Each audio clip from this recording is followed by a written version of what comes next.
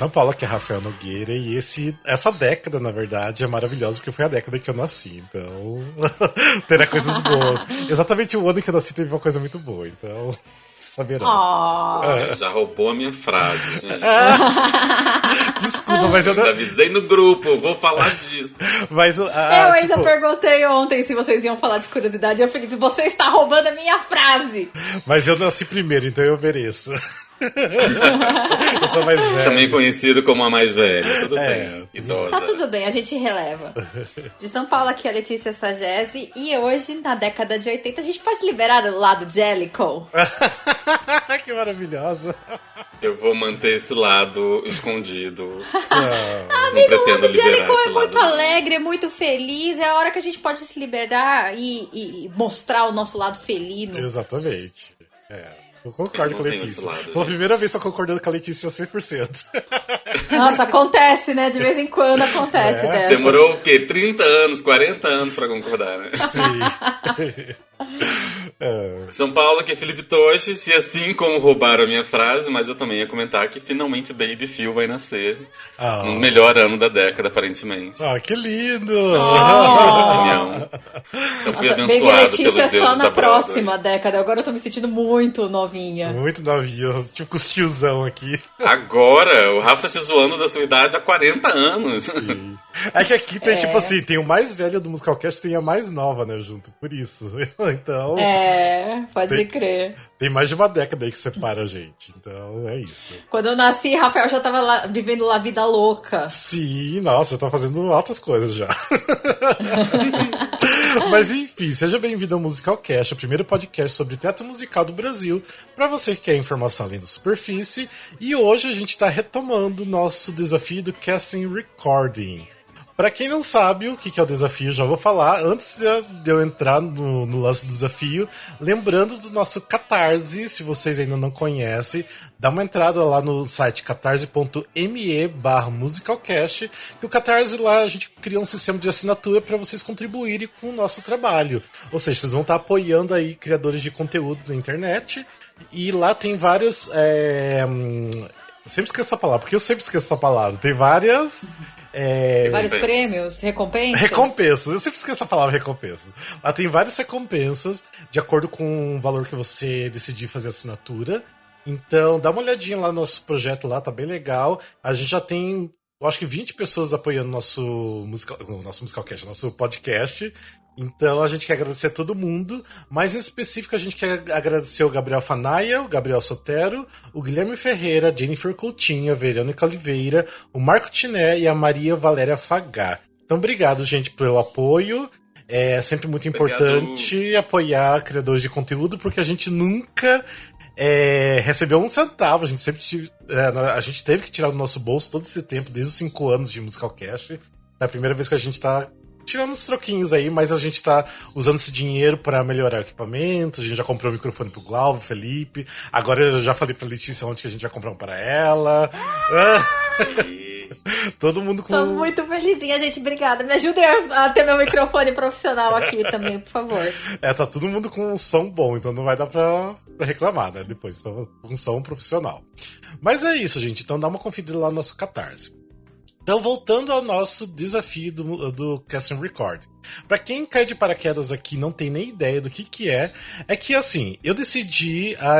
até uma coisa importante falar, porque eu decidi fazer esse desafio depois que a gente gravou um episódio dos anos 80, que hoje a gente vai falar dos anos 80, e foi quando eu, o Glauber e a Lene, a gente gravou sobre os anos 80, e a gente viu que a gente tinha um monte de musical que a gente nunca nem tinha ouvido falar.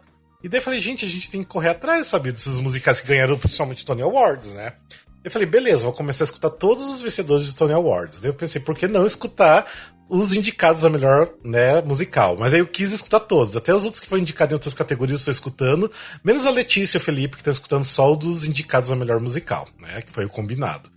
E então, ou seja, a gente começou lá desde a década de 40, né, passamos por 50, 60 e 70, que foi os últimos episódios. E hoje a gente vai começar a década de 80, que a gente vai falar dos musicais que a gente escutou, né, o Casting Recording, que é o tipo o álbum do musical, e a gente tá sempre dando uma nota de 1 a 5. 1 que a gente achou fraco, 2, tá ok, mas ainda é fraco. 3, tá legal, tipo assim, não é nada surpreendente, mas é bom ainda. 4, é um musical muito bom, realmente assim que a gente gostou. E o 5 é aquele musical excepcional que a gente vai levar pra vida, né? Então são só nossas notinhas aí que a gente tá dando. Enfim, a gente terminou uma década de 70 que foi muito boa, né, gente? Tipo, foi incrível a década de 70. Demais, a década de 70 pra mim foi uma das mais legais que a gente ouviu até agora. Sim. E agora de 80 tá meio puxado, né? Tá difícil, gente. Até mesmo, não é nem questão de spoiler nem nada, mas vocês perceberam assim que mudou muito dos anos 80, assim, tipo, foi assim uma diferença muito grande. Demais, cara, a sonoridade é outra coisa. E aí tem a gente vai até comentar disso, que alguns acabam ficando mais longo do que ele realmente é por causa dessa sonoridade repetitiva. Porque eles fizeram muito, eu acho que o Sing Through, né, que é aqueles musicais que é 100% cantado, começo ao final. Então, mas eu acho assim que eles, não que se perderam, mas eu acho que eles estavam tentando achar um novo jeito de fazer teatro musical ali. E estavam mudou tentando muito. reinventar, né? Tentaram reinventar, então ficou meio estranho, né? Tipo da estreia essa primeira parte. Bem, hoje a gente vai... Mas é engraçado, eu esperava mais sonoridade anos 80, vocês não? Eu esperava ouvir umas coisas... Sim, com certeza. Por exemplo, nos 70 a gente ouvia claramente a influência do disco, sabe? Sim. E aqui eu fiquei esperando ouvir uma coisa, um farofão anos 80 e eu ficava... menos ficou assim, meio assim. De repente isso vai ser isso eu até ia falar, porque de repente vai ser na segunda parte, né? A gente tá sempre fazendo em 2 partes cada década. Então hoje a gente vai falar de 1980 até 1984, né? E depois um outro episódio a gente continua. Até mesmo porque senão a gente se estende demais e a gente quer falar sempre muita coisa, né? Uhum. Mas enfim, então bora pro nosso primeiro musical que ganhou o melhor musical, né, de 1980, o Tony Awards, que é o Evita, né, que eu acho que todo mundo conhece Evita, eu acho que é bem difícil, mas mesmo assim, quem não conhece o Evita, né, o livro, né, quem escreveu o roteiro foi o Tim Rice, música de Andrew Lloyd Webber e também as letras de Tim Rice. Então os dois trabalharam bem junto aí para criar o Evita. Bem, o Evita, pra quem nunca assistiu nenhuma montagem, não assistiu o filme que tem a Madonna, né? Conta a história da Eva Perón, que ela foi uma pessoa real, né? Que ela foi muito pobre na Argentina e acabou se casando com o presidente argentino, o Juan Perón. Então, tipo, ela começa a ser uma imagem muito emblemática pra classe pra classe operária, pros pobres, né? Eles falam, né, os descamisados. E ela ser um grande ícone feminino também pra época, né? Então, tipo assim, ela ficou muito famosa. E nisso tudo, o musical tem a narrativa do Che, né? Que, na verdade, não tem nada muito a ver com a história dela, né? Mas eles pegaram o Che Guevara, né? Pra ser o narrador, né? Que vai contando a história desde a parte pobre dela até a fama, o sucesso e tudo que acontece com ela. E é um musical... tipo, que ficou muito famoso, e ainda mais porque em Londres foi feito pela Elaine Page, na Broadway Patti LuPone, maravilhosa, e depois o filme Madonna, né? Enfim, e aí nós demos... todo mundo acho que deu nota 4. Inclusive vale falar que teve 2 versões brasileiras, né? Sim, aqui no Brasil teve em 83, já foi na década de 80 mesmo, logo na sequência, com a Cláudia, que era incrível, eu acho ela muito parecida com a Patti LuPone na forma de cantar. E foi uma montagem realmente que veio de lá, tipo, vieram os diretores de fora e tudo mais. Então, foi uma montagem brasileira, mas com os moldes da Broadway. E depois uma dirigida pelo George Takla, acho que 2011, 2010, mais ou menos. Que foi com a Paula Capovilla, fazendo a Evita Perón. Então, e aí? Nós temos nota 4. O que vocês acham de Evita? Vamos lá. Gente, eu não sei vocês, mas quando eu fui pra Buenos Aires, eu no avião já comecei, hello, Buenos Aires. E aí eu passei na frente da Casa Rosada e eu fiz performance de Don't Cry For Me Argentina, porque, né, muito icônico. Eu gosto muito, apesar de não ser meu favorito da dupla, mas é muito icônico, Evita. Eu assisti o filme, foi como eu conheci. Não tive a oportunidade de assistir a versão brasileira do George Takla, mas é muito especial, né, contar, por mais que tenha essa diferença de que o Che que conta a história, é legal você ver como que a Evita foi uma pessoa muito importante, né, e fazendo essa maneira de teatro musical, eu acho que as músicas se casam tão bem com tudo que foi feito ali, E aí, quando eu fui pra Buenos Aires, que eu reparei nisso. Ela é uma pessoa muito querida lá, né? Até hoje. Uhum. Acho que até hoje tentam beatificar ela, né? Lá eles fizeram uma santa mesmo, uma santa Sim. Eu lembro que quando eu passei, tem um monumento ali perto da Casa Rosada que é totalmente dedicada a ela. No obelisco da Avenida 9 de Julho, que é a mais famosa, tem um desenho da Evita. Sim. Ela é extremamente adorada lá. Então eu acho que foi uma sacada muito legal de fazer essa homenagem pra uma pessoa tão importante que foi, de uma maneira tão bem feita. E na época que saiu o filme, que eu lembro bem, né, que eu acho que foi em 96, né, mais ou menos, 96, 97, e foi uma grande polêmica, né, a Madonna fazer Evita porque ela é tão adorada pelos argentinos, né, e como assim? Madonna que sempre foi, né, uma imagem tão polêmica, né, fazer uma pessoa que é praticamente uma santa pra eles, né, então aconteceu muitas polêmicas na época.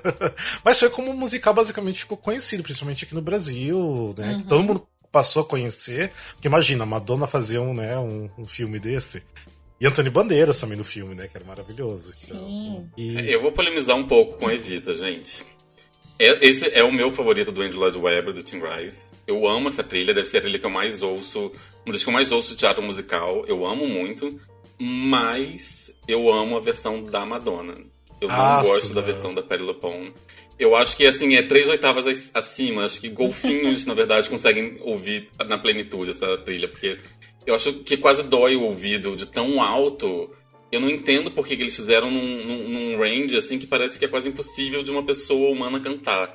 E quando eles abaixaram as músicas, eles abaixaram muito as músicas pra Madonna cantar, eu acho que ficou tão gostoso, ficou tão melhor. E a música que eles adicionaram, You Must Love Me, que depois que eles colocaram no teatro também, eu acho que ajuda tanto a humanizar. Eu acho que até esse range tão alto da Patti LuPone e da Elaine Paige, eu acho que ajudam a deixar ela menos humana mesmo, a personagem Evita. E os vídeos que eu vejo, eu acho extremamente caricato a forma como eles colocam Evita. E eu adoro como o filme ajuda, assim, olha, ela, além de ser uma pessoa que estava querendo poder e tudo mais, e querendo chegar lá onde ela chegou, ela era uma pessoa que queria ser amada. Ela era uma pessoa que, sabe, eu acho que ajudou a humanizar tanto, que eu acho que foi muito bom, assim. O filme, pra mim, por mais que eu não goste da atuação da Madonna, eu não sou fã dela atuando, eu acho que ele ajudou horrores, assim. E até hoje eu nunca vi uma montagem perfeita de Evita no teatro. Eu acho que um pouco disso, porque eu acho que o teatro tem uma tendência eu acho que o original, principalmente, tem uma tendência a deixar tanto o Perón quanto a Evita muito caricatos e não como pessoas reais que estavam realmente com sentimentos e vivendo aquilo, sabe? Eu acho que por isso que o filme me ajudou muito. Mas por isso que eu amo muito. Mas de repente, pelo seu primeiro contato foi com o filme, né? Não foi antes com o musical, né? Eu não sei, porque vendo os vídeos, até o próprio vídeo do Tony, da Evita, eu olhando aquilo, eu falo assim, gente, não é possível. Tipo, parece que eles não tentaram em nenhum momento realmente passar quem era aquela pessoa. Parecia que era uma paródia da Evita, quase. Assim, a persona que foi criada pro palco, eu achava muito escrachado e quase uma vilã. Pra mim, parecia uma vilã de filme da Disney, sabe?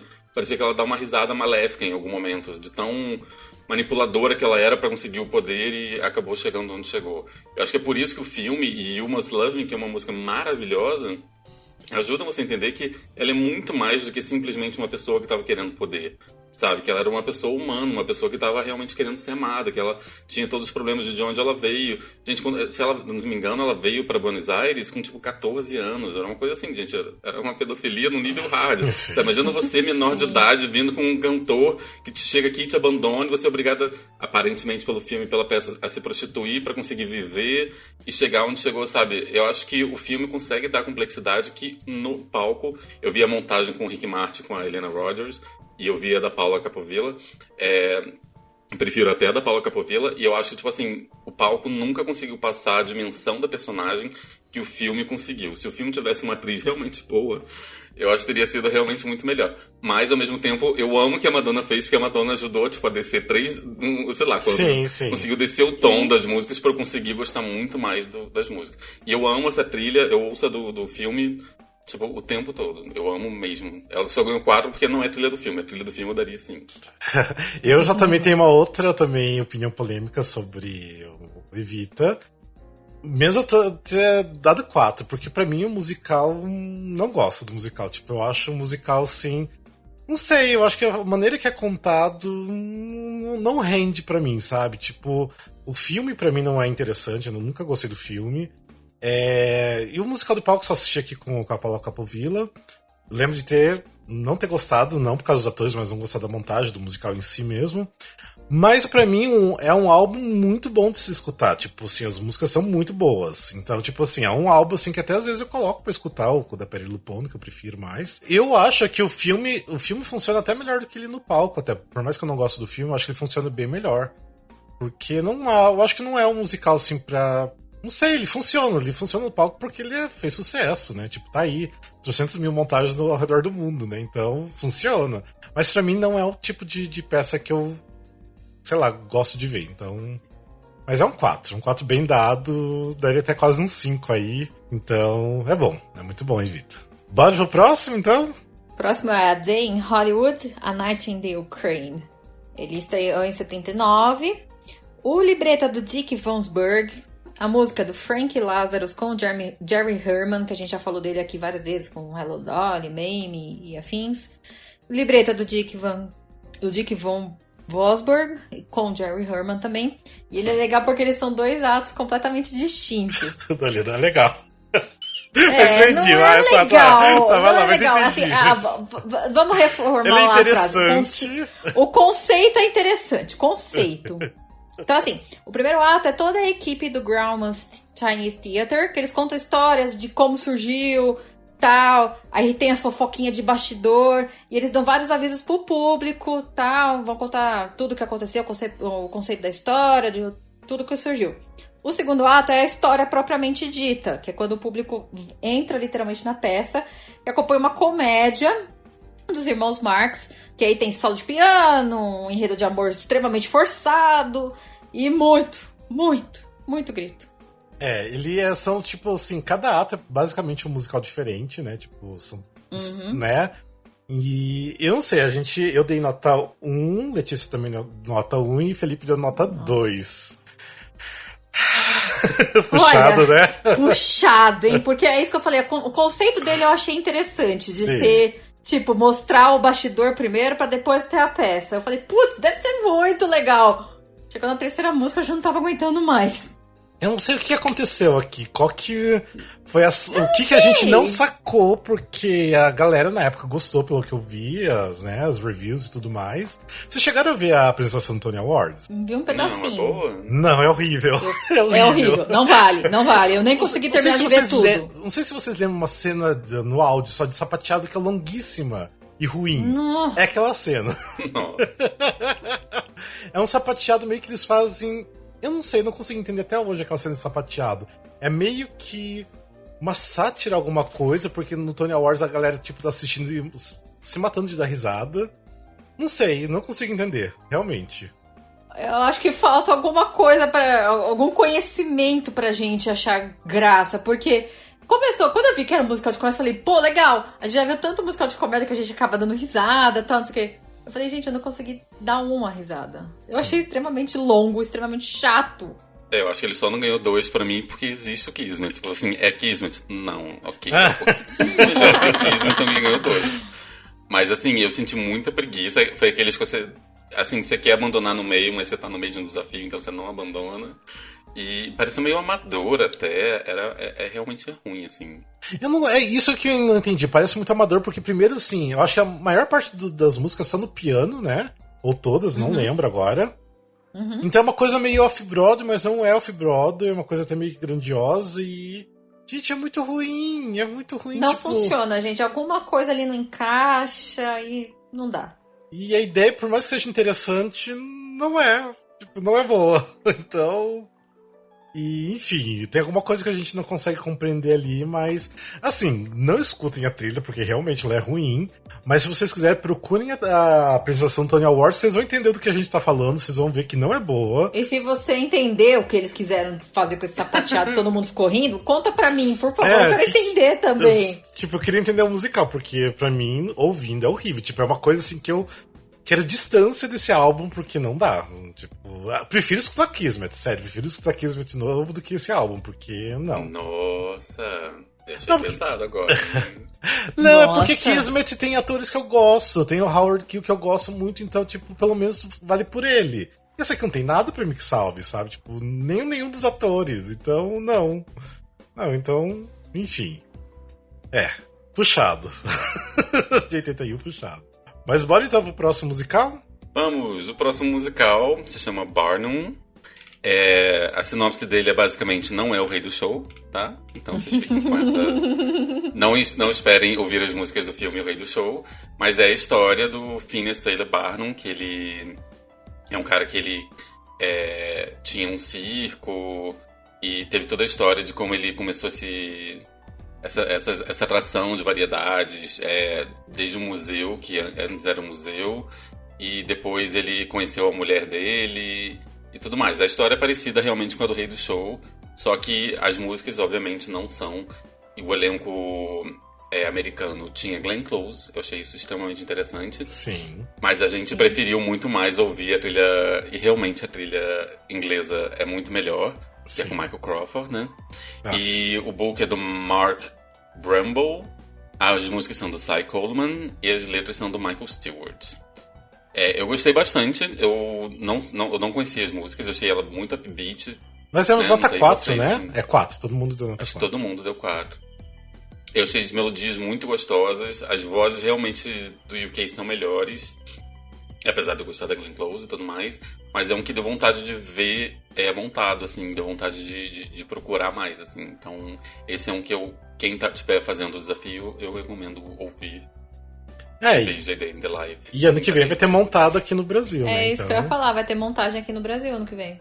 Exatamente. Eu sempre gostei muito... Se Deus quiser, né, gente? Se Deus quiser, espero que sim. Se o Corona deixar... O Barnum sempre foi um dos musicais, assim, que eu adoro, porque também é do Cy Coleman, que eu sempre falo que eu amo demais Cy Coleman, ele é incrível.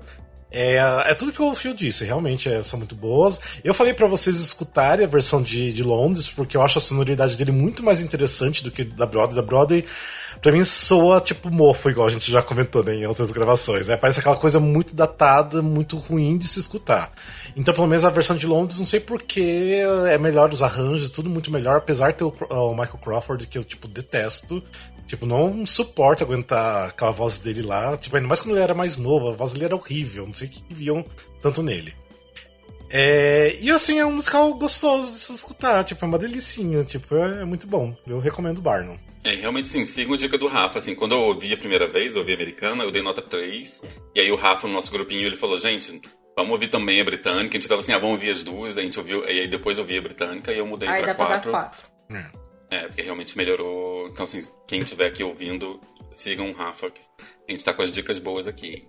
É verdade, hein? Na verdade, falando nisso, tem um álbum melhor ainda, que é um álbum do Barnum, só tocado e cantado pelo Cy Coleman.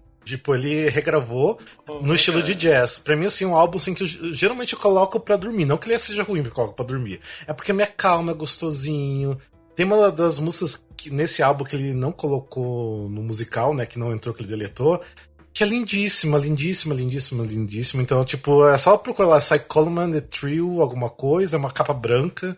Ele é incrível, esse álbum. Só tocado e cantado pelo Cy Coleman. E aí, Letícia, você? Então, eu conheci o Barnum por causa do Rei do Show, que eu lembro que quando eu fui assistir, você me falou pra ouvir o Barnum. Você falou, se você gostou da história, tudo tal, vai ouvir o Barnum. Aí eu ouvi. Aí eu tive a mesma sensação que o Phil.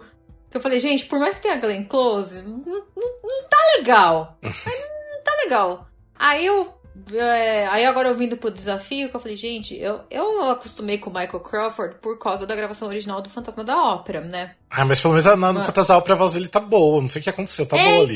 Então eu não acho ruim, mas eu também não acho a melhor coisa do mundo a voz dele. Sim. É que eu estou acostumada. Mas o álbum do Londrino é muito, muito bom. É muito superior. E aí eu fiquei pensando, eu ouvindo o álbum Londrino, falando, gente, as músicas do Rei do Show que eu gosto parecem coisa de amador. Sim. Ouvindo o Barnum. Porque vale muito a pena, vale muito a pena. Eu me surpreendi porque eu tinha achado ele meio meh, ouvindo a versão da Broadway. Mas a versão londrina é gostoso, com certeza. É gostoso. E pra mim, o Michael Crawford, tipo, desde a época que eu assim, conheci ele novinho, tipo, ele fazendo. Ele novo, né? Já tinha conhecido ele no Fantasma da Ópera, mas quando ele fez o filme, né, do Hello Dolly, que ele era super novinho naquela época. E eu lembro que, tipo, eu falava, meu Deus, como que esse cara conseguiu ser fantasma? Tipo, com essa voz, sabe? Tipo, não sei, não consigo. E eu acho ele péssimo. Então, mas mesmo assim, com ele, o álbum é muito bom. Vale a pena. Bora pro próximo musical, então, que o próximo musical é o Sugar Babies. Bem, o Sugar Babies, na verdade, ele é um review, que a gente até falou já um pouco nos anos 70 ali, que é daqueles musicais que se pega várias músicas conhecidas, né, tipo, igual geralmente o Jukebox Musical, né, com músicas já famosas, pra colocar dentro de um espetáculo. Só que esse aqui é um review diferente, que chama, que ele puxa muito pro lado do vaudeville e pro burlesco. Que é aquele teatro de... o teatro vaudeville é aquele teatro assim que tem vários sketches e no meio tem danças, tem canto e não tem uma história exatamente. São só tipo cenas jogadas com músicas e danças. Então, esse Sugar Babies, ele foi assim um grande sucesso da Broadway, tipo, durou 3 anos, mas ele foi feito exatamente para reviver o vaudeville. E também exatamente para colocar o Michael Rooney, que foi assim, um ator de Hollywood famoso, foi o primeiro musical que ele fez, assim, a filmografia dele é muito extensa, muito extensa. E também quem fez, né, a protagonista é a Ann Miller, que era maravilhosa, ela foi a Bianca do Kiss Me Kate no filme. Então, tipo assim, era um prato cheio, assim, era muito over, mas um over bom. E eu queria ter muito assistido isso, porque assim, a sonoridade é muito boa. E todos nós demos nota 4. E aí, o que vocês acharam do Sugar Babies? Eu comecei ouvindo e eu falei, gente, eu não vou gostar disso. No começo eu falei, gente, eu não vou gostar. No final eu falei, meu Deus, que coisa linda, quero ver ao vivo. É muito bonita, é muito bem feita a sonoridade. No começo ela é estranha. Depois você acaba acostumando e você acaba gostando. É muito legalzinho, eu gostei. Também gostei. E você, Phil? E você, Phil? Eu também gostei muito, acho que ouvindo as músicas eu ficava meio que viajando, sabe? Tentando imaginar realmente... A sensação que eu tenho é que devia ser muito grandioso, devia ser muito... É um old Broadway muito gostoso de ouvir, sabe? Não tem cheiro de mofo, não tem uma sensação de ruim, não tem uma sensação de velho. Tem uma sensação de que todo mundo que tava ali naquele palco e gravando aquele CD tava se divertindo muito fazendo. Sim. Eu não sei, eu não vi, né? Mas é uma sensação muito gostosa de ouvir e você entra na brincadeira com ele, sabe? E lembrando que eu tava lendo ali, porque a Ann Miller, na época que ela fez esse musical, ela já tinha 60 anos, então sim. E pra quem não... Nossa! Sim. E pra quem não sabe, ela é considerada uma das maiores sapateadoras do mundo, que ela ela é uma das recordistas, que ela conseguia, né, tipo, fazer o tap, né, a batida no chão, mais de 12 vezes por segundo. Que isso, tipo, é muita coisa. Tipo, imagina você bater assim 12 vezes por segundo. Chegava coisa assim 500 vezes por minuto. Então, assim, ela era uma das recordistas. E, é muito bom escutar. Depois eu escutei de novo outro dia. É uma delícia, uma delícia. Gente, o Mickey Rooney também devia ser velhinho, porque ele era o parceiro da Judy Garland no Sim, começo da carreira deles, o Mickey Rooney. Eles fizeram, tipo, 10 filmes seguidos do Andy Hard vai para não sei onde. Andy Hard, não sei o quê. Então, em 80 ele já devia estar velho também. É um senhor idoso. Mas enfim, eu acho que fez bastante sucesso. Ter ficado 3 anos em cartaz foi um grande sucesso, né? Então devia ser muito legal assistir. Então, é esse o Sugar Baby. Sim. Bora pro próximo, então? Não, espera aí, desculpa. Daí no ano de 1980 tem outro musical que é o Coming Uptown, que não tem trilha sonora, então a gente não escutou. Também não foi indicado a melhor musical. Enfim, aí termina o ano de 1980 e vamos para o ano de 1981, que começa com o vencedor, que foi o 42nd Street. Bom, o 42nd Street estreou em 1980, libreto do Michael Stewart com Mark... Peraí que eu não entendo minha letra, gente. Mark Bramble. As músicas do Harry Warren e o libreto do Al Dublin. Conta a história da Peggy Sawyer, que é uma talentosa performer, que ela tá aspirando chegar na Broadway. E aí, quando ela passa num teste lá, ela vai passar por um musical que tem a diva, que é a Dorothy Brock. Só que a mulher não gosta dela. Aí ela tem um ataque de estrelismo no meio das previews. E se o produtor não achar uma outra substituta pro papel, não vai ter mais um musical. E aí, no fim, a gente sabe que quem entra no papel é a Peggy Sawyer. Isso aí foi baseado num filme, né? Que é antiguíssimo, um filme preto e branco. E recomendo, tipo, pra época eu acho que era um filme maravilhoso, genial, incrível, lindo. E todos nós demos nota 4, né? E aí? É muito gostosinho, né? Eu acho a trilha muito assim, boa. Imaginando as cenas conforme... Que eu gostei muito do enredo. Aí eu falei, pô, legal. Comecei a ouvir, aí eu comecei a imaginar, vendo cada cena no palco, eu queria ver a Dorothy tendo ataque de estrelismo, e a Peggy tendo que ir lá entrar de surpresa, e o produtor desesperado, eu fiquei imaginando um monte de coisa. Deve ser muito gostosinho. E tem músicas icônicas, né? Super famosas. Tipo, tem lá o Earn the Money, tem outros, tipo assim, tem a... Ai, eu me esqueci outro... Tem uma música outra super famosa também. O Lullaby of Broadway, não é? É isso, Lullaby of Broadway. Que tinha cantando o tempo todo. E assim, é quase a história de vida da Sutton Foster, né? Garotinha, chega do interior, entra pro coro, do nada sai a protagonista da peça, ela vira a Millie do Through More Than Millie e atinge sucesso. Fiquei imaginando um remake com a Sutton Foster. Exatamente. Pra mim, assim, é um musical, assim, que realmente soa do Broadway, porque ele, assim, as músicas são antigas, né? Tipo, acho que o filme é dos anos 40, se não me engano. Mas soa muito bom, é muito gostoso escutar, é pra cima, alegre. E, assim, se vocês verem vídeos, vocês veem assim, que a galera, o elenco, assim, era muito foda. Tipo assim, é uma dança espetacular. Espero que seja realmente montado aqui no Brasil, né? Que a Renata Borges ficou de montar isso aqui no Brasil. E você, Fio, o que você achou? Então, gostei. Eu achei que ele combinou muito... Foi quase que uma continuação do Sugar Babies pra mim, assim. Me senti no mesmo estado mental de apreciação, de não soar como velho. Era gostoso de ver. Sim. Era gostoso de ouvir e de imaginar, de acompanhar. Então, assim, eu me senti plenamente realizado. E, assim, dá pra sentir que tem muita gente foda por trás pra fazer aquilo, sabe? Não era só caça-níquel, assim, nesse sentido. Não soa, pelo menos, caça-níquel. Parecia muita gente apaixonada pelo que tava fazendo ali. Parecia um pouco de homenagem ao teatro também, de uma forma bem diferente, por exemplo, de uma chorus line. Mas ainda assim, era, tipo, bastidores de musical. Então, assim... E eu me senti plenamente realizado com ele, assim. Achei que entregou tudo que eu pedi. Não, ele realmente é muito bom. Não é à toa que... Teve até um revival recente agora no West End que fez muito sucesso também. Então...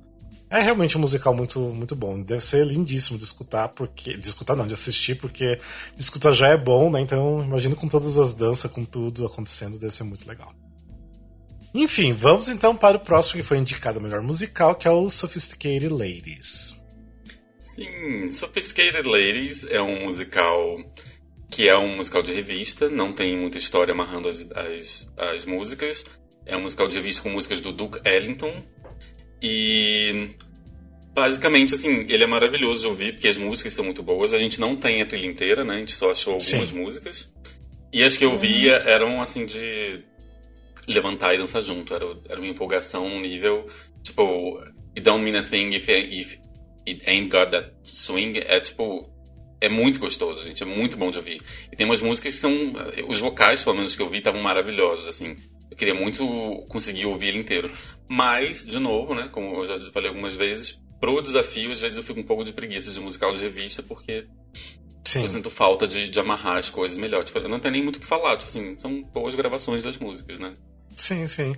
E uma coisa interessante, eu e a Letícia nós demos nota 3, o Felipe deu nota 4, né? Então, Letícia ainda a gente acha bom, mas não foi grande coisa, né? É porque até é interessante citar que esse musical Sophisticated Ladies tem ProShot, foi lançado em DVD aqui no Brasil, numa coleção da revista Cara, junto com Putting Together, Smoke Juice Café, então... Sim, tem. Ele foi lançado. Também foi o Jack and Hyde, foi lançado junto. Eu tenho ele até em DVD. Mas assim, eu nunca consegui assistir inteiro, realmente por ser um jukebox. E como é um jukebox de um artista que eu não conheço, não aprecio, por mais que seja jazz, que é incrível, que eu adoro, não é tão interessante pra mim, então eu nunca consegui assistir tudo o ProShot. Agora, quando eu tava fazendo o desafio, que eu fui decidir assistir várias cenas do ProShot, e dá pra ver, assim, que era uma coisa muito incrível, muito bonita, muitas danças, tipo assim, os atores dançavam para um caralho, e é bom. Não vou dizer que não é, mas é uma coisa gostosa. Pra quem curte jazz, quem curte, de repente, o Duke Ellington, acho que compensa muito assistir o ProShot, compensa escutar, porque é bom.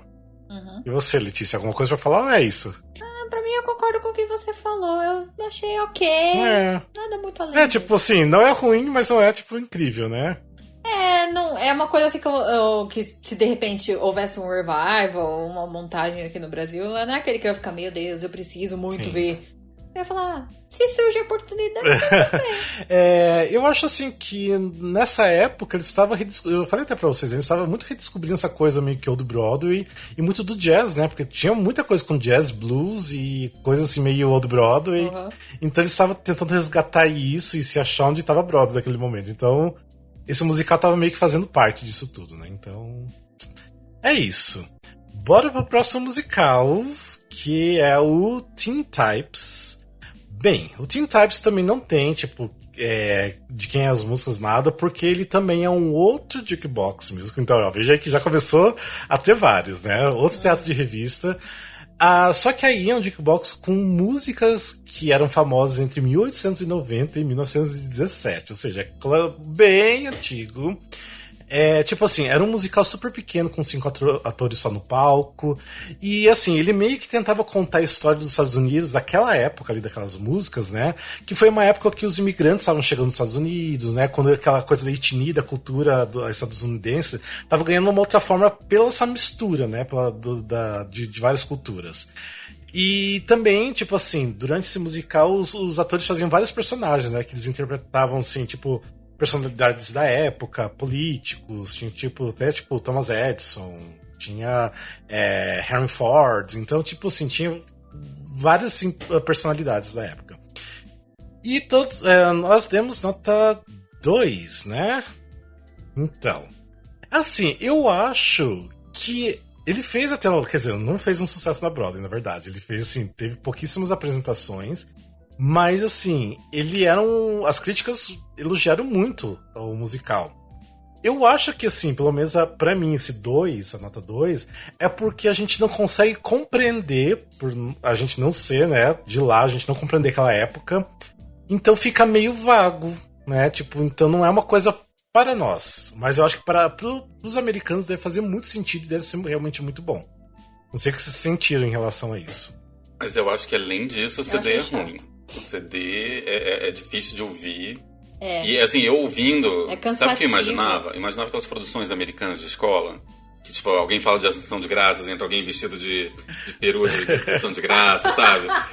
Sei lá, uma coisa que a Mama Rose mandaria com a Baby Junior e entra uma vaca no fundo, sabe? Eu imaginei uma coisa muito mambembe, muito mal feita. Eu não sei, mas assim, obviamente julgando só pela trilha. Isso mostra o quão ruim a trilha é. E ela tem umas horas que ela, tipo assim, tem um recurso que eu odeio, que é quando um personagem vira pra plateia e fala: o ano era 1849. Sim, Cheguei na América disposto a... E assim, meu Deus, quem tá lendo essa biografia? Quem tá lendo isso pra plateia, sabe? Tipo, não sei, me incomoda muito. Então, pra mim, soou muito uma peça infantil, uma peça de escola, assim. O meu poder de imaginação foi pra um caminho muito negativo ouvindo essa trilha, o que acho que diz um pouco sobre a trilha. Um detalhe é que esse musical também existe pro Shot, foi lançado em DVD junto com essa coleção que eu acabei de falar. Nossa. Junto com o Sophisticated Ladies. Já assisti. Realmente ele é puxado. Eu assisti, sei lá, acho que uns 15 anos atrás, porque esse DVD foi lançado tipo 20 anos atrás, quando começou a moda de DVD. E eu lembro de ser muito puxado, mas eu tenho na memória de momentos grandiosos, né, de cor ali, e no álbum você consegue escutar alguns poucos momentos grandiosos, sabe, tipo, mas são poucos, não são muitos. Mas ele é ruim de escutar, ele é puxado, não acho que ele não faz. Ele é chato, desculpa falar, ele é chato, ele é cansativo. Chegou uma hora que eu não vinha mais, eu já tava com vontade de abandonar, mas aí eu lembrei do Felipe falando: não, a gente tá no meio do desafio, não abandona nenhum, não. Mas eu acho porque a gente não compreende muito, sabe? Porque eu acho que ele faz muito sentido. Eu acho que eu consigo compreender ele, mas pra mim não surte efeito. Pra mim não diz nada, né? Pra eu não ter essa cultura, não ser ligado a nada a isso. Mas enfim, bora pro próximo musical, que também foi indicado a melhor musical, que é o Women of the Year. Woman of the Year. Woman of the Year estreou em 81, o libreto do Peter Stone, que a gente já falou dele aqui, que ele escreveu em 1776. Músicas do John Kander e letras do Fred Ebb, que é Chicago, Cabaré, que a gente cansou de falar também. E ele é a história entre o relacionamento entre uma personalidade chamada Tess Harding e um cartunista chamado Sam Craig. E ela ganha o prêmio Woman of the Year. E aí ela percebe que tá valorizando mais a carreira do que o relacionamento. E aí ela percebe que não é isso que ela quer valorizar o relacionamento e decide que vai dar um tempo na carreira. Só que nisso faz ela ter uma crise no relacionamento, porque o Sam não quer que ela pare com a carreira, porque ela tá ascendendo muito, ele quer sempre o melhor pra ela, e ela quer ficar com o relacionamento, aí os dois começam lá a dar uns olê lá um no outro, e é isso. Beleza. E eu achei meio chato. Eu e o Felipe, nós demos nota 3 e Letícia nota 2. Eu achei que Gente, pra mim, nem Lauren Bacall salvou. Eu achei que o Felipe ia dar um 4. Mas eu acho que pra mim ela é o que afunda, porque eu acho que ela não canta. Eu amo a Lauren Bacall, mas... Eu gosto muito. Eu falei, putz, quando eu vi que evitar. tinha a Lauren Bacall, eu falei, nossa, vai dar uma melhorada. Chegou na metade, eu já tava, meu Deus, ela só tá afundando o negócio. Você não vê uma escapatória, você nada. E você vai pro fundo, vai pro fundo. Ruim. Eu acho que é um álbum que começa muito bem e ele vai caindo o nível, vai caindo. Tipo, pra mim, não sei o que acontece. Porque pra mim, a primeira música é muito empolgante, é gostosa, a segunda é legal, mas depois, não sei o que acontece. Não rolou pra mim. É muito ruim. E você, Phil? Então, é um musical que eu acho que ele tem seus momentos. Eu não gosto da voz da Bacall. Eu já não gostava lá no Applause e continuo não gostando.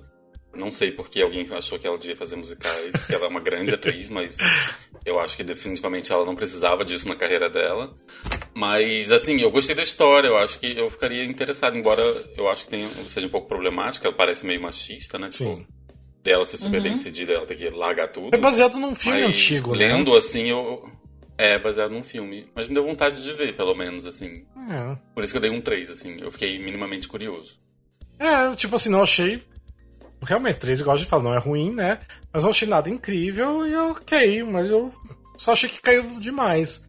Depois, se tivesse continuado o mesmo patamar dos primeiros músicos, de repente poderia até ser um 4, mas pra mim não rolou. E é isso, daí aqui foi esses os indicados em 81, daí teve outros que foi indicado a outras categorias, que foi The Mooney Shapiro Songbook, que teve uma performance só, uma apresentação da Broadway, que não tem trilha sonora. Tem o Bring Back Birdie, que é a continuação do Bye Bye Birdie, que tinha até a Chita Rivera e tudo mais, mas mesmo assim, flopou lindamente. Tem trilha sonora, eu não escutei porque eu não achei, eu já tinha escutado a trilha sonora muitos anos atrás, mas eu não recordo se ela era boa realmente. Tem outro musical, que é o Charlie and Algernon, que eu só tenho a trilha sonora de Londres com Michael Crawford, eu tive que escutar, que eu dei nota 3. É um musical meio estranho, é um musical, sei lá, eu não sei se eu gostei ou odiei, por isso que eu dei nota 3. E tem o musical Copperfield, que é baseado no livro do Charles Dickens, que não tem trilha sonora e foi outro fracasso na Broadway, que eu acho que, sei lá, teve menos 5 apresentações também. E é isso, daí aí acaba o ano de 1981 e bora pro ano de 1982, que a gente tem o musical Nine, que ganhou, né, o Tony Awards esse ano. Então, muita gente talvez conheça pelo filme, mas se você conhece o filme, você praticamente não conhece o musical, porque ele é muito diferente. Não conta, tá, gente? Vai ter que procurar essa trilha, sim. Ele conta a história do Guido Contini, que ele era um famoso diretor italiano. Ele anunciou o próximo filme dele, só que ele não tem roteiro e tá todo mundo... Ele tá com problema com o casamento dele, com a... esqueci qual é o nome dela. Não, a Luisa Contini. E eles vão pra um spa, só que a equipe dele e a imprensa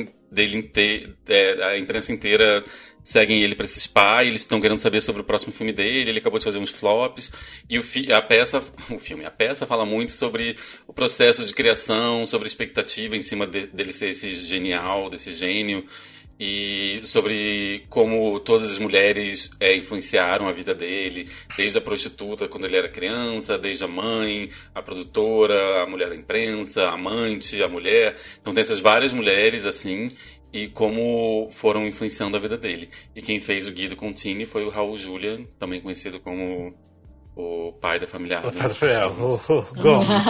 E no Revival quem fez foi Antônio Bandeiras. É bom falar também, Antônio Bandeiras fez o Revival. Sim, teve um Revival, foi o quê? Do começo dos anos 2000, mais ou menos? Eu acho que foi uma coisa... Eu acho que Menos, acho que foi anos 90, eu não lembro. Ou 2000, não lembro, não vou falar merda aqui não. Mas todos nós demos nota 4. Eu não acho que é um musical esplêndido. Eu acho que é um musical muito bom. A trilha, assim, é maravilhosa. Eu acho que a trilha é até melhor do que o próprio musical. A trilha sonora é, tipo, divina. Mas, não sei, eu gostei muito. O Felipe falou que não gostou da versão montada pelo Miller Botelho aqui, né? Obviamente, tinha muita coisa errada naquela produção. Mas eu assisti 2 vezes feliz, foi lindo, tipo, gostei. Mas não é o ideal. Não foi realmente o ideal mesmo, né? Tinha muita gente mal escalada ali para aquele elenco. Enfim. Olha, dos 9, o nome aqui era 9, de 9, pelo menos 4 não deveriam pisar num palco de teatro. Na vida. Podia chamar de 5, chamar 3, talvez, aí talvez funcionasse, mas 9 não funcionou, não. E pra mim é uma trilha que eu gosto muito de escutar. Aquela abertura, né, o overture dela, uma coisa assim, né? Uhum. É muito linda. E aquela música Unusual Way, nossa, é do caralho essa música, é muito linda. É maravilhosa. Enfim, é isso que eu tenho pra falar. Eu gosto muito de Nine, é isso que eu até escrevi aqui, que é uma nota 4, querendo dar 4,5. Eu gosto muito dessa trilha. E eu sou apaixonada pela versão de Be Italian, que eu acho que é uma das melhores cenas, assim, dessa década. Não tô falando, assim, de filme, versão brasileira, nem nada. Eu acho que o Be Italian, ele é uma coisa tão... Uau! Não, mas é. Mexe comigo de uma maneira que eu não sei explicar. Então, pra mim, até anotei que pra mim o maior, melhor que tudo é o Be Italian, e eu gosto muito do Nine. Queria ter visto a versão brasileira por ver mesmo. Você não viu? Eu não vi. Eu tinha. Nossa, o Be Italian era a melhor cena da brasileira. E tinha Mira Ruiz que arrasava. Mira Ruiz, né, amigo? Fazendo. Ela era um dos 4 que funcionavam, tá, gente? Vou deixar isso registrado aqui. Sim. Eu queria muito ter visto, mas eu tava recém-operada. Não deu pra ver. Aí foi legal. Tipo, a Mira Ruiz, assim, nossa, arrebentava naquela cena. Tipo assim, ela... eu queria... Ovacionada. Gente, tem vídeo dela no YouTube. É perfeita fazendo. Procurem. Sim. Mas o Be Italian, a mesma versão do filme que a Fergie que faz, também não é ruim. Inclusive, eu achei que ia ser pior quando eu assisti. O filme é ruim. O filme é ruim. Vamos esclarecer. O filme é bem ruim. Mas o Be Italian, eu esperava tão menos. E eu falei, tá, é ok. Eu gosto muito da trilha, né? Tem muita música muito maravilhosa. Tipo, tem muito. My Husband Makes Movies. Pra mim isso é um curta por si só, sabe? Só a história de você ser apaixonado por aquele gênio e você ter que... E é um tema que a gente vai ver depois no Sunday in the Park with George, que é tipo... Como é difícil você ser apaixonado por um gênio e você ter que aceitar e não tentar mudar, e entender que isso é parte dele, mas ao mesmo tempo isso faz dele um boy lixo. É difícil de aceitar. É muito difícil você aceitar a pessoa como ele é, esse personagem principal, né? Ele é muito lixo, tipo, as relações dele ali, e a forma como ele magoa todo mundo à volta dele também, é muito difícil para um protagonista você ainda simpatizar. Por isso que eu acho que eu gosto muito do Book nesse sentido, de que é um personagem muito complexo e muito difícil de você criar essa simpatia toda, sabe? Eu acho que até ele é no palco já é bem complexo, né? Do jeito que acontece. Por isso que eu acho que não funcionou muito no filme também, né? Tipo, não é muito cinematográfico. Então, não sei. Por mais que fala de um diretor de filmes, Fellini, né? Mas não sei, pra mim o filme não deu. Eu lembro de ter assistido o filme no cinema. Nossa, achei horrível. Então, não. Mas enfim, bora pro próximo musical, que o próximo musical, então, que foi indicado a melhor musical, é Dreamgirls, que é, né, outro filme de super sucesso, né, porque tem... Gente, o filme é maravilhoso. O filme realmente é muito bom. Se bem que só assisti, eu acho que 2 vezes na minha vida, nunca mais assisti. Mas enfim, o Dreamgirls tem música de Harry Krieger e letra e o book de Tom Evan. Bem, o Dreamgirls, tipo assim, ele é bem inspirado, né, no trio The Supremes, né, lá da Diana Ross, tipo, é basicamente a mesma história. Conta a história do trio, The Dreamettes, né, de Chicago, que é formado por 3 grandes amigas, a Elfie, a Dina e a Laurel. Bem, daí nisso tudo, né, tem também um empresário delas, que é o Kurt Taylor, que tá sempre, tipo, muito determinado pra fazer elas um sucesso, e mesmo que seja mudar muita coisa, né? E é isso que ele acaba fazendo. Ele quer tirar a Effie, né, de ser a vocalista principal do trio, e colocar a Dina no lugar. E daí nisso, tipo, obviamente, a Effie, que é muito apaixonada pelo Kurtz, tipo, fica arrasada com a decisão dele, e muita confusão acontece, e ela fica de coração partido e canta I'm Telling You, enfim. E depois, no segundo ato, tem tudo os anos 70, né, porque a história começa nos anos 60, depois segundo ato, anos 70, e mostra como que elas estão. Eu não vou dar spoiler porque, como tem o filme, né? De repente vai que você nunca assistiu um filme, então vale a pena dar uma conferida, que o filme tem atrizes maravilhosas também. Gente, vale falar que o filme deu um Oscar pra Jennifer Hudson. Sim, que era a Effie.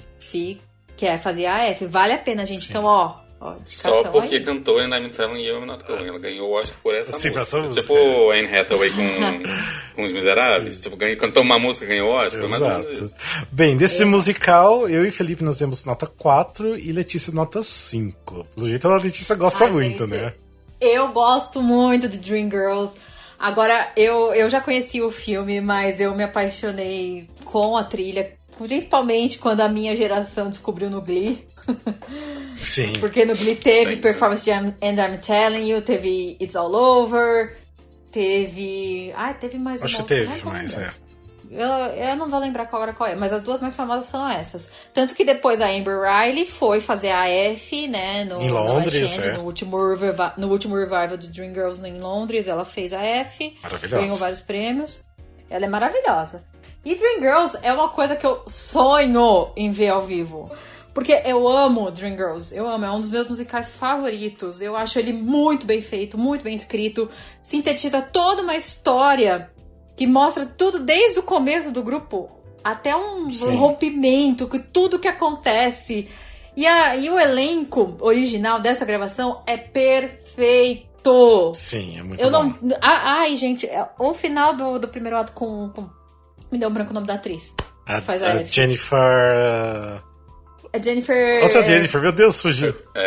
Jennifer Holiday. Do Holiday, isso. Inclusive tem filmagem no YouTube dessa cena do Tony. Eu não consigo ver essa performance sem chorar. Ela é incrível, E esse casting pra mim, eu gosto muito da versão do filme, que é aquele filme famosão, né, que tem a Jennifer Hudson, tem a Beyoncé, o Ed Murphy, tudo, que todos, aliás, estão muito bons. Mas essa versão, gente, olha, tá até arrepiadinha. Pra mim, esse musical, tipo, eu acho realmente um musical muito bom, tipo, muito foda. Mas não é um musical, assim, que... Não é que eu não gosto, é que não é um musical que tá presente na minha vida. Então, às vezes eu até esqueço que existe, tipo, vou escutar a trilha uma vez a cada, sei lá, 2 anos. E tanto que eu só assisti o filme 2 vezes, até hoje. Olha o tempo que existe o filme. Então, assim, eu tenho noção de como ele é maravilhoso, perfeito. Tô louco que seja realmente montado aqui no Brasil, que deve ser incrível ver isso ao vivo. Mas não é um musical que faz parte do meu dia a dia, da minha vida. Então, mas mesmo assim, por isso que eu dei nota 4. Eu ainda acho que é um musical maravilhoso. Eu vou polemizar, não me odeia, tá, Letícia? Não, eu não gosto do book. Eu não gosto mesmo. Eu vi a versão com a Amber Riley lá em Londres. Não foi com ela, ela passou uma semana inteira de folga, então eu não vi com ela. Mas eu não tinha reparado, porque eu já conhecia o filme, o quanto, na verdade, foca nos homens esse musical. Mais da metade das músicas, ou pelo menos metade das músicas, são cantadas pelos homens, sobre eles e sobre o mercado deles. E cada vez que você sai das mulheres, eu acho que a peça perde tanto. E cada vez que entra uma F, cada vez que uma delas fala uma frase numa música, cresce tanto. E quando eu vi o musical, foi que eu reparei o quanto, na verdade... é praticamente igual, se não tem mais músicas com homens leading na música. Sim. E isso me deixou assim, muito chocado na época. E eu vindo depois da trilha também, eu confirmei o quanto, tipo assim, as músicas que mulheres cantam dá vontade de aplaudir de pé, com mão em pé. E quando vem as músicas dos homens, a minha vontade é de pular as músicas, assim, sabe? Se eu pudesse reescrever esse musical e focar realmente nas mulheres, que pra mim é o centro, é o cerne, é o que é gostoso, é o que me faz querer vibrar nesse musical, eu reescreveria ele todo. Não é à toa que até a versão de Londres, e depois eles colocaram Listen, que era a música do filme, e eles acabaram incorporando totalmente Só ficou a frase listen, basicamente, né? A letra foi toda reescrita pra caber dentro do teatro, da peça do momento ali, né?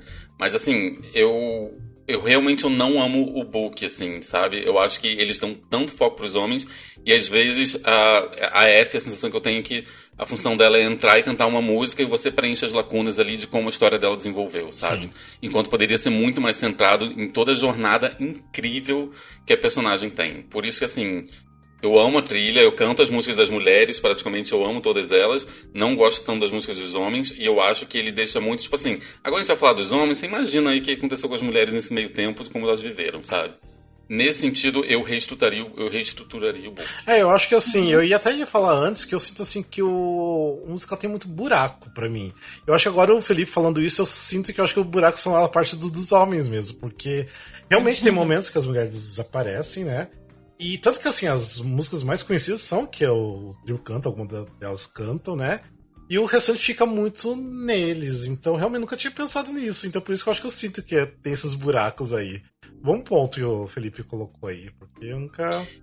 E o que é mais legal, assim, era pra ser uma peça, um musical pra enaltecer as mulheres. Sim. Não faz sentido ter tanta música sobre os homens, sabe? Mas enfim, também foi uma impressão minha. Não, mas é... Por isso, nesse sentido, o filme me interessa mais, porque o filme meio que dá uma enxugada nos homens. Os homens realmente ficam muito mais claramente coadjuvantes perto das mulheres que realmente brilham mais no filme. Sim. Mas o musical é incrível, músicas maravilhosas. Nossa, icônico. Bora pro próximo musical, que foi indicado o melhor musical, que é Joseph and the Amazing Technicolor Dreamcoat. O nome difícil de falar, né? Só Demorei Joseph, pra aprender. só Joseph.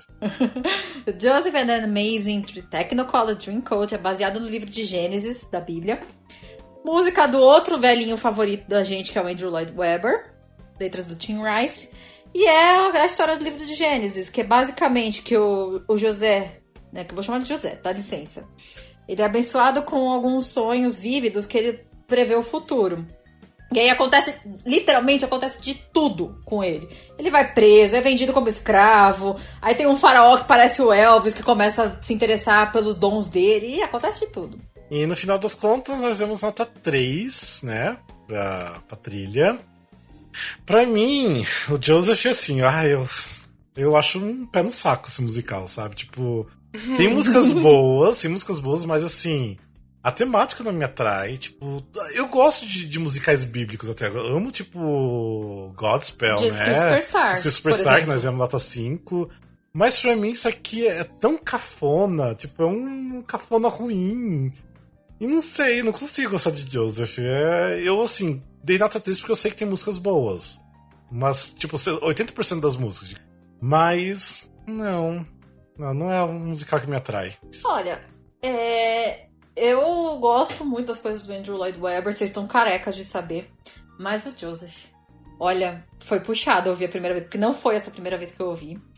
Mas olha, eu sempre tinha ouvido falar, tudo, aí eu fui atrás uma vez. Gente, foi puxado.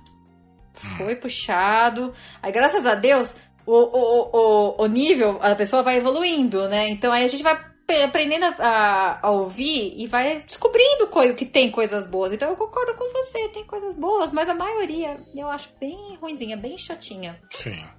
E você, Chico? Olha, pra mim, ele tava num 2. Aí eu joguei no YouTube, eu fico vendo uns vídeos do José gostosão sem camisa, Tony Osmond. Aí foi pro 3, assim, melhorou um pouco, porque pra mim tava quase uma porn parody, uma paródia pornô do José contando sobre seus sonhos, e aí eu consegui achar um pouco mais de graça. Mas realmente ele é muito puxado, ele vai muito pro country, e eu já falei aqui que eu não sou do country, vai ter mais um country daqui a pouquinho que a gente vai falar. Ele me lembra um pouquinho o Pippin, mas um Pippin ruim, não um Pippin bom. Então, pra mim ele é bem mediano, assim. Sim, tem até tipo uma versão meio filme, né, que foi gravado num estúdio e tudo mais, que até, tipo, muita gente conhece, que é ok, mas a gente Não rola pra mim. Tipo, até teve quando eles fizeram, acho que o último revival de Londres, teve até um reality show, né, pra escolher o Joseph, tudo, assistir e tudo mais, mas mesmo assim, não, mesmo com o reality show ter amado, não seria uma coisa que eu ia pro teatro assistir, sabe? Então. E olha que é um musical, assim, que pra Broadway foi só em 82, mas ele, tipo, já era bem mais antigo do que isso, é do começo dos anos 70 ainda, o Joseph. Demorou pra chegar na Broadway.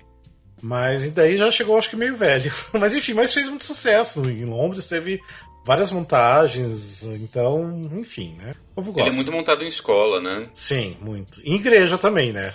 Por quê, né? Será? Por que será? Por que será?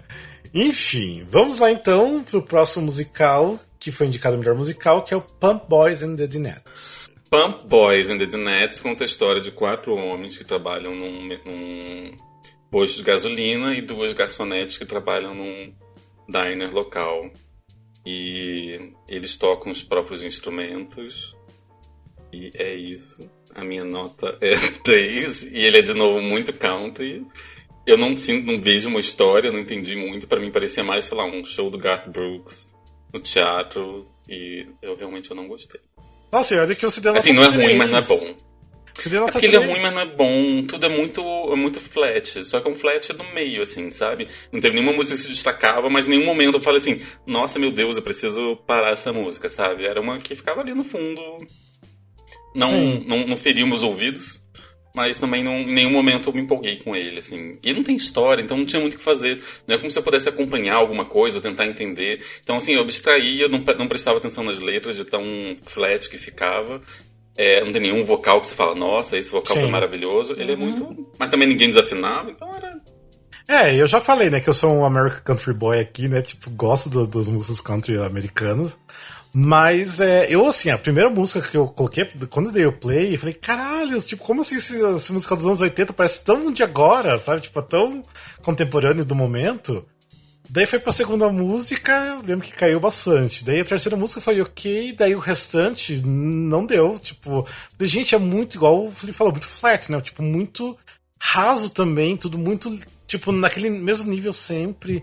E não tem nada memorável. Não tem vozes, não tem música, não tem nada memorável nesse espetáculo.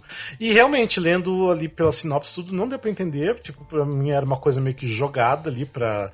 Tanto que era até meio que, tipo, num bar, né? Se não me engano. O teatro era meio que um bar também. Então... sei lá. Meio nada merda. Demais. Bem merda. Bem Aí isso. você pensando que tinha um Sondheim que não foi indicado a melhor musical e esse foi indicado, Sim. é meio que de cortar os pulsos. É mesmo de dizer, gente, o que vocês estavam tomando nessa época? Eu não tinha passado a parte da fase das drogas dos anos 70? É que do Sondheim também foi muito ruim, já falo ali depois. Gente, esse eu também achei... Eu também aprendi a gostar de muita coisa country que a gente passou, que até comentei com o Rafa outro dia que eu tinha gostado e tal. Mas esse chegou... Olha... puxadinho. É puxado, Tem... gente. É que não tem nada especial. Nada especial nele, realmente. Eu acho que você sintetizou tudo, Rafa, que aí você falou. Não tem uma pessoa que você lembre, não tem uma música memorável. Pra mim, uma das coisas mais aleatórias de Tony Awards foi esse. Não tem! Tá bem aleatório mesmo, realmente. Mas beleza, então esses aí foram os indicados ao melhor musical. Daí teve outros em outras categorias, que é o The First, que não tem trilha sonora. E daí o que a gente falou, né, que foi meio que injustiçado, né, digamos assim, que é o Merrily We Roll Along, do Stephen Sondheim.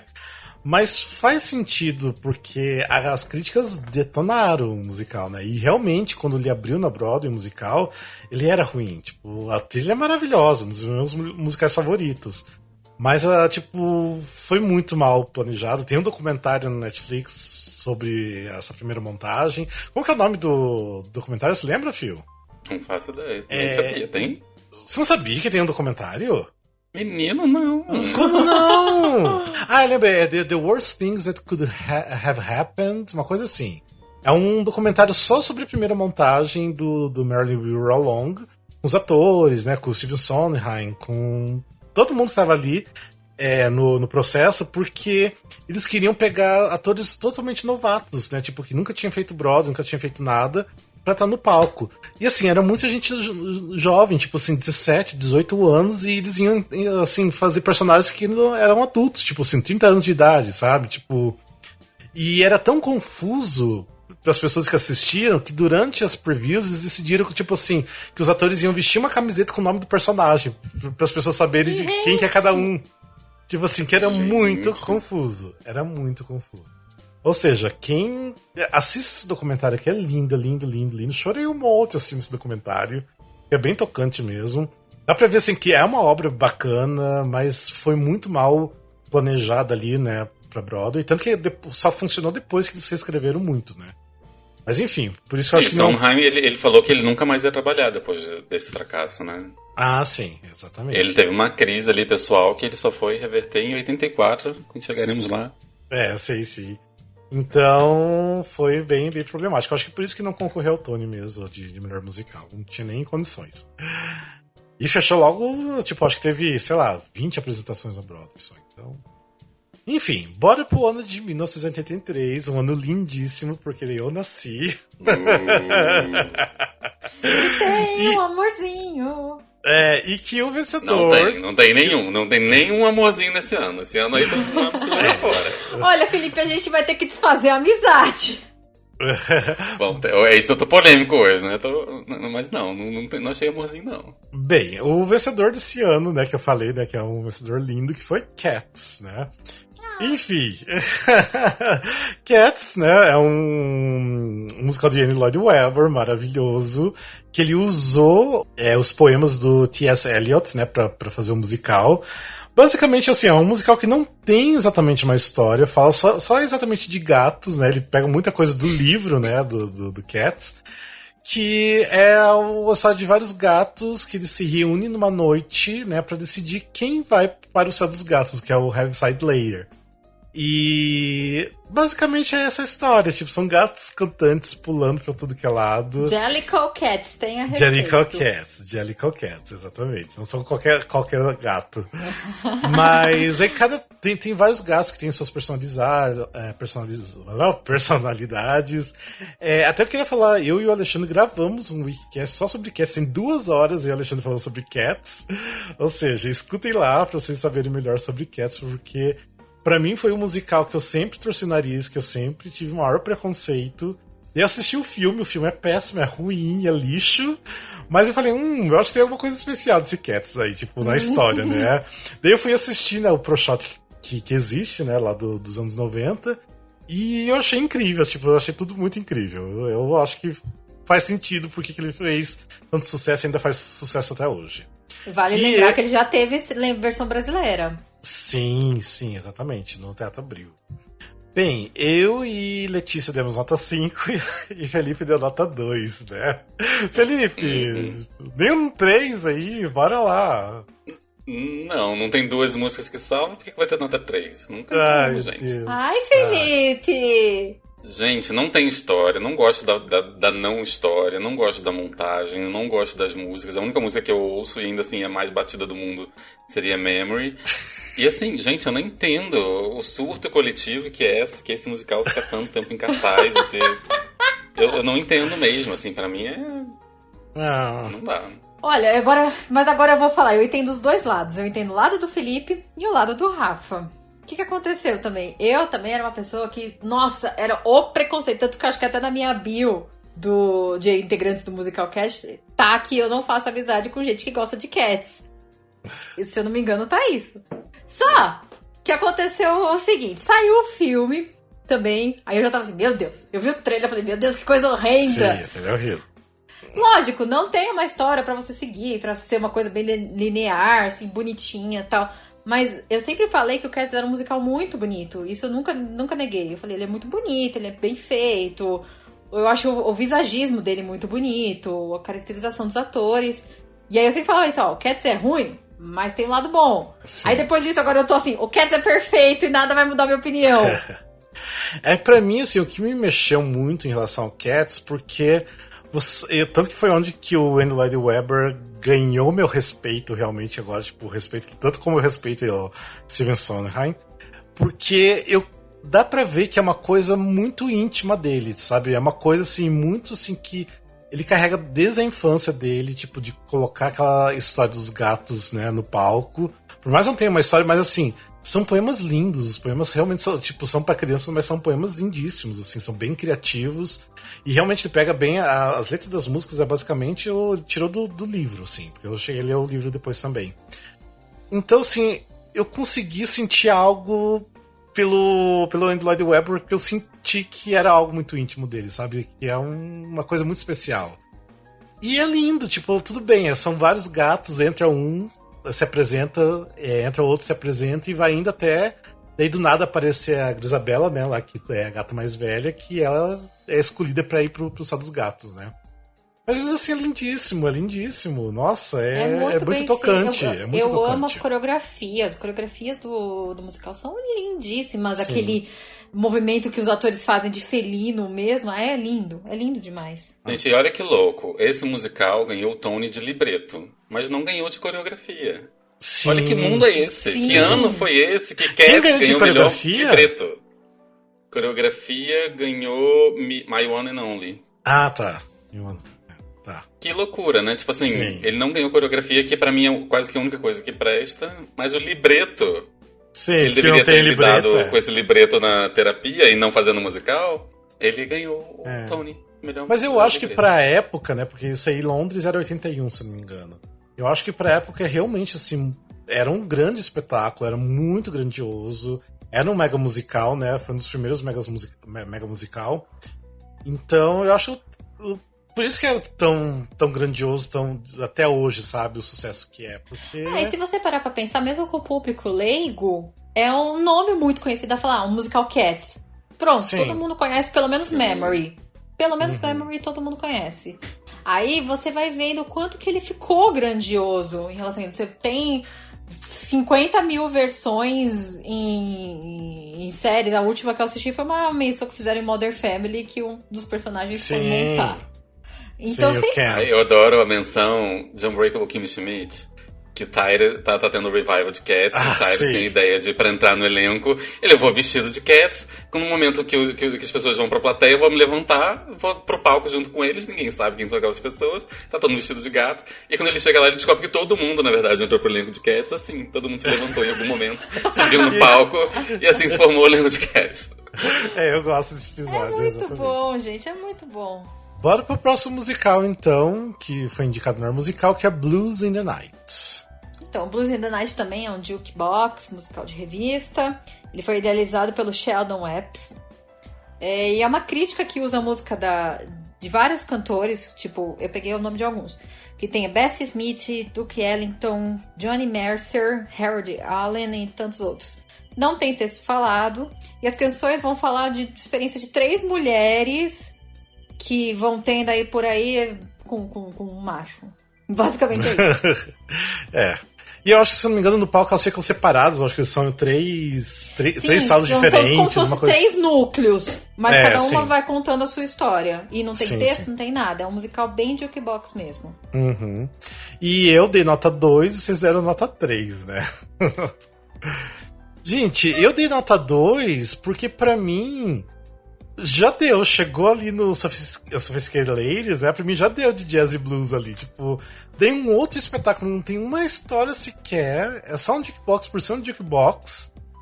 Eu não consegui curtir, eu achei assim um saco ter que escutar isso. E olha que eu gosto do estilo de música, sabe? Pra mim não rendeu. Eu falei, tipo, e nem pretendo escutar novamente, não. Não rolou pra mim. Não sei o que vocês viram. Eu tinha músicas ali que eu gostei, teve Wasted Life Blues, achei maravilhoso. E assim, o que eu gostei mais nele, diferente de muitos outros desses de reviews, assim, é que eu sentia uma interpretação, eu sentia uma tentativa de contar uma história por aquelas músicas, e talvez exatamente por não ter falas, eu me sentia envolvido e compelido a tentar entender qual era o sentimento que estava sendo passado ali. Pra mim não era simplesmente cantando, não era simplesmente um show, sabe? Eu realmente, ouvindo, eu sentia que alguma história estava sendo contada, mesmo sem fala, mesmo sem roteiro, mesmo sem book, sabe? Então eu dei um 3. Pra mim foi bom, também não é maravilhoso, mas é bom. Eu dei nota 3 porque eu acho que ele funciona, como a gente já comentou em alguns outros casos, como um álbum separado. Por isso que eu dei, porque as interpretações estão muito boas. apesar de eu também estar cansada de jazz e blues, que eu até anotei isso aqui, mas são interpretações, bem isso que o Phil falou, são interpretações muito boas, que eles tentam passar através de uma trilha que não tem fala. Então, eu ouviria se fosse um álbum separado, não fosse um musical, por exemplo. Pra mim, nada de especial. Vamos pro próximo também, que foi indicado melhor musical. Não, que daí tem um musical Merlin, que não tem trilha sonora, que flopou lindamente. Eu vi a apresentação do Tony, meu Deus do céu, uma coisa muito ridícula, muito cafona, sabe? Tipo, é um número assim com mágicas, um Merlin assim fazendo desaparecer coisas e evitar. Bem cafonão, sim, mas enfim. E daí o outro que a gente escutou tem trilha, que é o My One and Only. Quem que vai falar? O Phil, né? É o One and Only, que a gente acabou de falar que ganhou o Tony de coreografia, né? Ele foi um musical que ele também usa, ele é jukebox, ele usa as músicas dos Gershwin, né? E a história conta a história sobre o capitão Billy Buck Chandler, que ele é um aviador transatlântico, e ele quer ser a primeira pessoa a viajar de não sei para onde, para não sei para onde, e ele é apaixonado pela Edith, que é a principal estrela do tipo um parque aquático, que tem danças e tal, e ele tenta casar com ela, mas ela não quer casar com ele, apesar de ser apaixonada por ele, e aí depois ele descobre que o príncipe lá, que era dona desse parque aquático aí, dessa atração aquática, fazia blackmail com ela. Enfim, é uma história... Mas basicamente, assim, o que eles querem é fazer um musical com uma história bem simples para colocar todas as músicas possíveis dos Gershwin. E o que eu achei interessante é que a atriz é Twiggy, que era uma modelo, que depois ela virou jurada de America's Next Top Model, acho que nas primeiras temporadas. Sim. Eu lembro desse fato, eu fico só com isso. E também eles até falam em algum lugar que eu li que tem bastante música, realmente tem bastante músicas do Funny Girl, não. Do Funny Face. Funny Face. A música Funny Face. Eu, assim, nós demos nota 3, né, todo mundo. Eu dei nota 3 porque é Gershwin. Gershwin pra mim é incrível as músicas, mas depois, tipo, gente, tudo bem, foi o primeiro jukebox com músicas do Gershwin. Mas depois veio Nice Work If You Get It, né? Que teve muito tempo depois. Não, esse aí foi o último que teve. E teve Crazy For You, que é basicamente os mesmos musicais. Tipo, todas as músicas que tem no Crazy For You e no Nice Work If You Get It, If You Can Get It, tem aqui nesse My One and Only. Então, gente, pra quê? Pra quê? Mas, assim, agora o Phil falou, né, que ganhou como melhor coreografia. Eu acho que eu até entendo, porque eu acho que o Crazy For You tem coreografias incríveis e também ganhou, acho que também de melhor coreografia no Tony. Então tudo bem, mas enfim, não sei. Chega a ser uma coisa meio muito repetitiva, né? Por mais que as coreografias tenham sido diferentes, ia ficar repetitivo. Mas assim, não é repetitivo porque foi o primeiro que teve. É repetitivo porque a gente conhece os outros. Porque assim, a gente já conhecia, né? Eu adoro Nice Work If You Can Get It, eu gosto muito Crazy For You. Então, pra ouvir isso de novo, pra mim ficou repetitivo. Então, eu achei morninho. Por isso que eu dei nota 3, porque eu achei ele bem morno. Porque eu acho que agora, com a coreografia que o Phil falou, eu acho que aí eu já mudo pra 3,5, quase 4. Porque a coreografia, pra mim, é que faz toda a diferença. E a coreografia do Crazy For You é um pouco diferente do Nice Work If You Can Get It. Então, encaixa legal. Então, acho que a do My One and Only também ficaria legal. É que o Crazy For You é realmente um espetáculo bem de dança, né? Eles pensaram muito na dança. E o Nice Work, né, tipo, é mais realmente uma comédia com os músicos Gershwin, né? Então... É diferente realmente. Eu imagino que o que aconteceu com esse deve ter sido exatamente um fator bem caça-níquel e bem da coreografia, porque eles demitiram nos tryouts toda a equipe, eles demitiram o diretor musical, demitiram geral. E aí o Tommy Tune, que é o ator que ganhou o Tony de melhor ator, e de coreografia, virou o diretor. Então, e ele é muito específico de dança. Eu vi uma performance com ele que ele é muito dançarino. Então acho que deve ter sido isso. Assim, olha, a gente quer o quê? A gente quer botar o Tommy Tune dançando a rodo com músicas do Gershwin e ganhar muito dinheiro. Sabe? E eles fizeram esse musical, sabe? Dá pra entender o apelo, deve ter sido lindo de ver. É lindo de ouvir. Mas assim, nunca, por mais que eu ame essas músicas, também nenhuma delas ficou com uma orquestração especial, sabe? Eu nunca ouviria essa versão dessas músicas, sabe? Isso pra mim que é o mais grave. Se você vai fazer uma coisa que todo mundo já fez e que todo mundo vai continuar fazendo, porque Gershwin todo mundo vai continuar fazendo, você tem que fazer um puta trabalho, sabe? Não acho que eles fizeram um puta trabalho musical. Bem, depois também que foi indicado às outras categorias, esse ano teve a Doll's Life, que não tem trilha sonora, e Seven Brides for Seven Brothers, que até existe o filme, né? Sete Noivas para Sete Irmãos, que eu amo o filme, apesar de ser meio machista hoje em dia, né? Ver por esse lado. Eu dei nota 5 pra trilha, que não tem trilha da Broadway, mas tem a trilha de Londres, que foi um fracasso da Broadway. Também Londres não foi grande coisa também. Enfim, esses foram os musicais de 83, o ano que eu nasci. E bora pro ano de 1984. Ó, o Felipe já ficou feliz agora. Melhor ano! Foi o ano que o Felipe nasceu, né? Uhum. Que daí o vencedor do Tony Awards é a cara do Felipe, isso aqui, ó. Dava pra não ser gay? Não dava, gente. Não é. Que é o La Cage aux Folles, que é o Gaiola das Loucas, né?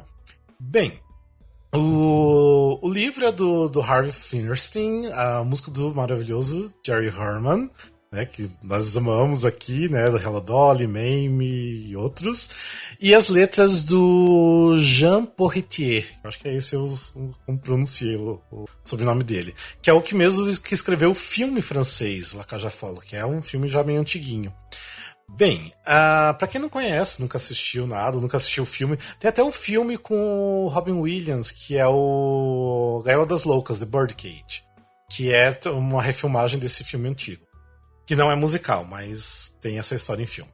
Bem, conta a história do Georges, que é um dono da casa noturna, né, que se chama La Cage aux Folles, que ele sempre apresenta show de drags lá, e uma das drags principais é o marido dele, né, que é o Albin. Os dois, eles têm um filho, né, que é filho biológico do George, mas eles sempre criaram desde criança né, o menino. E esse filho deles começaram a namorar com uma menina que os pais são ultramente conservadores, o pai, né, é político e totalmente contra gays e tudo mais. E aí eles têm esse impasse. Como que nós vamos receber, né, os pais da Nora, né, em casa, sendo que nós temos essa vida, a gente tem essa boate aqui embaixo de casa e tudo mais. Né? Então eles resolvem tentar, tipo, ser hétero, né, os heteronormativos ali. De mostrar, assim, que eles não são gays, né, que eles vivem, assim, tem uma vida super também conservadora, católica. E aí que começa a dar tudo errado, começa a se descobrir muita coisa durante a história. E é basicamente isso. Lembra um pouco Mamie, né? Tem um... Mamie tem um arco parecido da criança voltar com a família ultraconservadora da noiva. Sim. E a Mamie também finge que ela não é... Mas ela não finge muito, não. É verdade. É verdade, eu tinha pensado nisso. Por 2 minutos. Bem, nós temos nota 4. Eu, assim, não é um dos meus trabalhos favoritos do Jerry Herman. Eu acho que tem momentos incríveis, mas são poucos momentos incríveis. Tipo, daí por isso que eu já não consigo dar uma nota 5. Gosto da história. E é isso. Não acho assim tão memorável. Não acho um musical tão memorável assim. Não sei. E você, Phil? A gente, lendo sobre ele, eu fiquei até emocionado, assim, sabe? Porque era raro ter um musical focado... Sim. Em personagens gays e focado não de uma forma negativa, era realmente o personagem, não era piada exatamente, eram realmente bem construídos os personagens e tava no auge da pandemia do HIV, né? Tipo, dizem que em Londres ele flopou exatamente por isso, porque lá ninguém queria ver HIV, personagens gays no palco. Então, ler um pouco sobre essa história e saber que o Jerry Herman também era gay, o Harvey Fierstein também é gay, ver isso, assim, me deixou até um pouco emocionada. Eu acho que tem músicas muito maravilhosas, tipo I Am What I Am, sim, é um hino gay, né? E The Best of Times também é uma música clássica de Jerry Herman, tipo, vamos levantar e dançar aqui. Eu acho muito maravilhoso. Não acho ela constante no sentido de... Eu acho ela abaixo, por exemplo, de Mamie e de Dolly, no sentido de ter hino atrás de hino, música incrível atrás de música incrível. Eu acho que ela não tem tantas assim, mas ao mesmo tempo, em um momento eu tava na Broadway e tava passando o Revival, né, com o Grammer lá, o Fraser, não sei se o nome dele agora, Kelsey Grammer. E na época eu não me liguei, sabe? Eu era uma pessoa, sei lá, eu fui ver Shrek, sei lá. E hoje em dia, sabendo o que eu sei, sabendo quem é Jerry Herman, na época eu não sabia, sabendo o que é o musical, conhecendo as músicas, eu me sinto muito mal de não ter visto, assim. Eu gostaria muito de ver isso montado no palco. Teve montagem brasileira Sim, disso? tem, do Fala Bela, tem até pro shot, tudo. Fala Bela? É. Não foi muito bom. Foi bem Fala Bela. Ah, então não quero. Mas quem tiver do Kelsey Grammer pra ajudar a me matar aqui do coração. Não, eu acho assim que ele é um espetáculo lindíssimo, realmente. Mas, assim, comparando com os outros trabalhos do Jerry Herman, esse não ficou meio esquecido, assim, sabe? Tipo, por mais que seja bom. A gente ficou esperando alguma coisa e não veio. E aquela coisa que a gente já falou, tem a característica do Jerry Herman da estrutura, né? De como começa, meio e fim dele. Como teve Mame, Hello Dolly, o Dear World que eu escutei. Que não teve no Mac and Mabel, né? Que nós escutamos, que foi uma outra coisa à parte dele, mas que mesmo assim foi incrível. Eu fiquei procurando isso no AD em Hollywood, né? Que a gente comentou também. Não, mas aquilo ali não era exatamente só o trabalho dele, né? Ali ele tava meio que ajudando. Aí eu fiquei. Mas dá pra você ouvir algumas coisinhas, não tudo. Ali eu acho que era muita pouca dele, era muito pouca coisa dele ali. Mas enfim, não é um dos meus trabalhos favoritos do Jerry Herman, apesar de ser muito bom. É muito bom. Bem, bora pro próximo musical. Foi indicado a melhor musical, que foi Baby. Baby estreou em 83. O libreto do, acho que é Sybil Pearson, não sei se eu estou falando certo. Música do David Shire, letras do Richard Maltby Jr. E conta a história de 3 casais que moram num campus universitário, que têm as vidas mudadas quando descobrem que vão ter filhos. Os 3 casais vão ter filhos. E aí mostra os altos e baixos da gravidez, como uma gravidez pode influenciar um relacionamento, porque cada um tá vivendo uma fase da vida. Por exemplo, tem o casal novinho, aí tem o casal mais maduro e o casal, assim, já meia idade, mais ou menos. Aí vai mudando cada um. É isso. E eu achei ele começa muito bem, mas eu achei que depois ele fica tão ok. Decepcionado. Eu dei nota 4, vocês deram nota 3, né? É um musical que eu tenho um carinho, já foi montado aqui no Brasil pelo Tadeu Guiar, tinha Amanda Costa também. Eu não sei, tipo assim, é um musical assim que eu acho a história simpática, tipo... Mas eu acho que hoje em dia, assim, tipo, tá, 3 casais heteronormativos, que sem graça, né? Enfim, vamos atualizar isso, vou colocar um casal gay aí no meio, pelo menos, né? Mas as músicas são bonitinhas, eu gosto, tipo, mas entendo o que a Letícia falou. Ele fica meio que na mesma coisa sempre, mas é gostoso, é um álbum bem gostoso de escutar, sabe? Então, recomendo, é gostoso, sim. Ele me surpreendeu, porque eu tinha muita preguiça dele, porque eu realmente não gostava da versão brasileira. É uma que eu fui com muita sede ao pote, porque eu gostava do elenco. Amanda Costa, Sabrina Kogut. E quando eu cheguei pra ver, eu falei assim, gente, mas que coisa brega, por que alguém escolheria montar isso?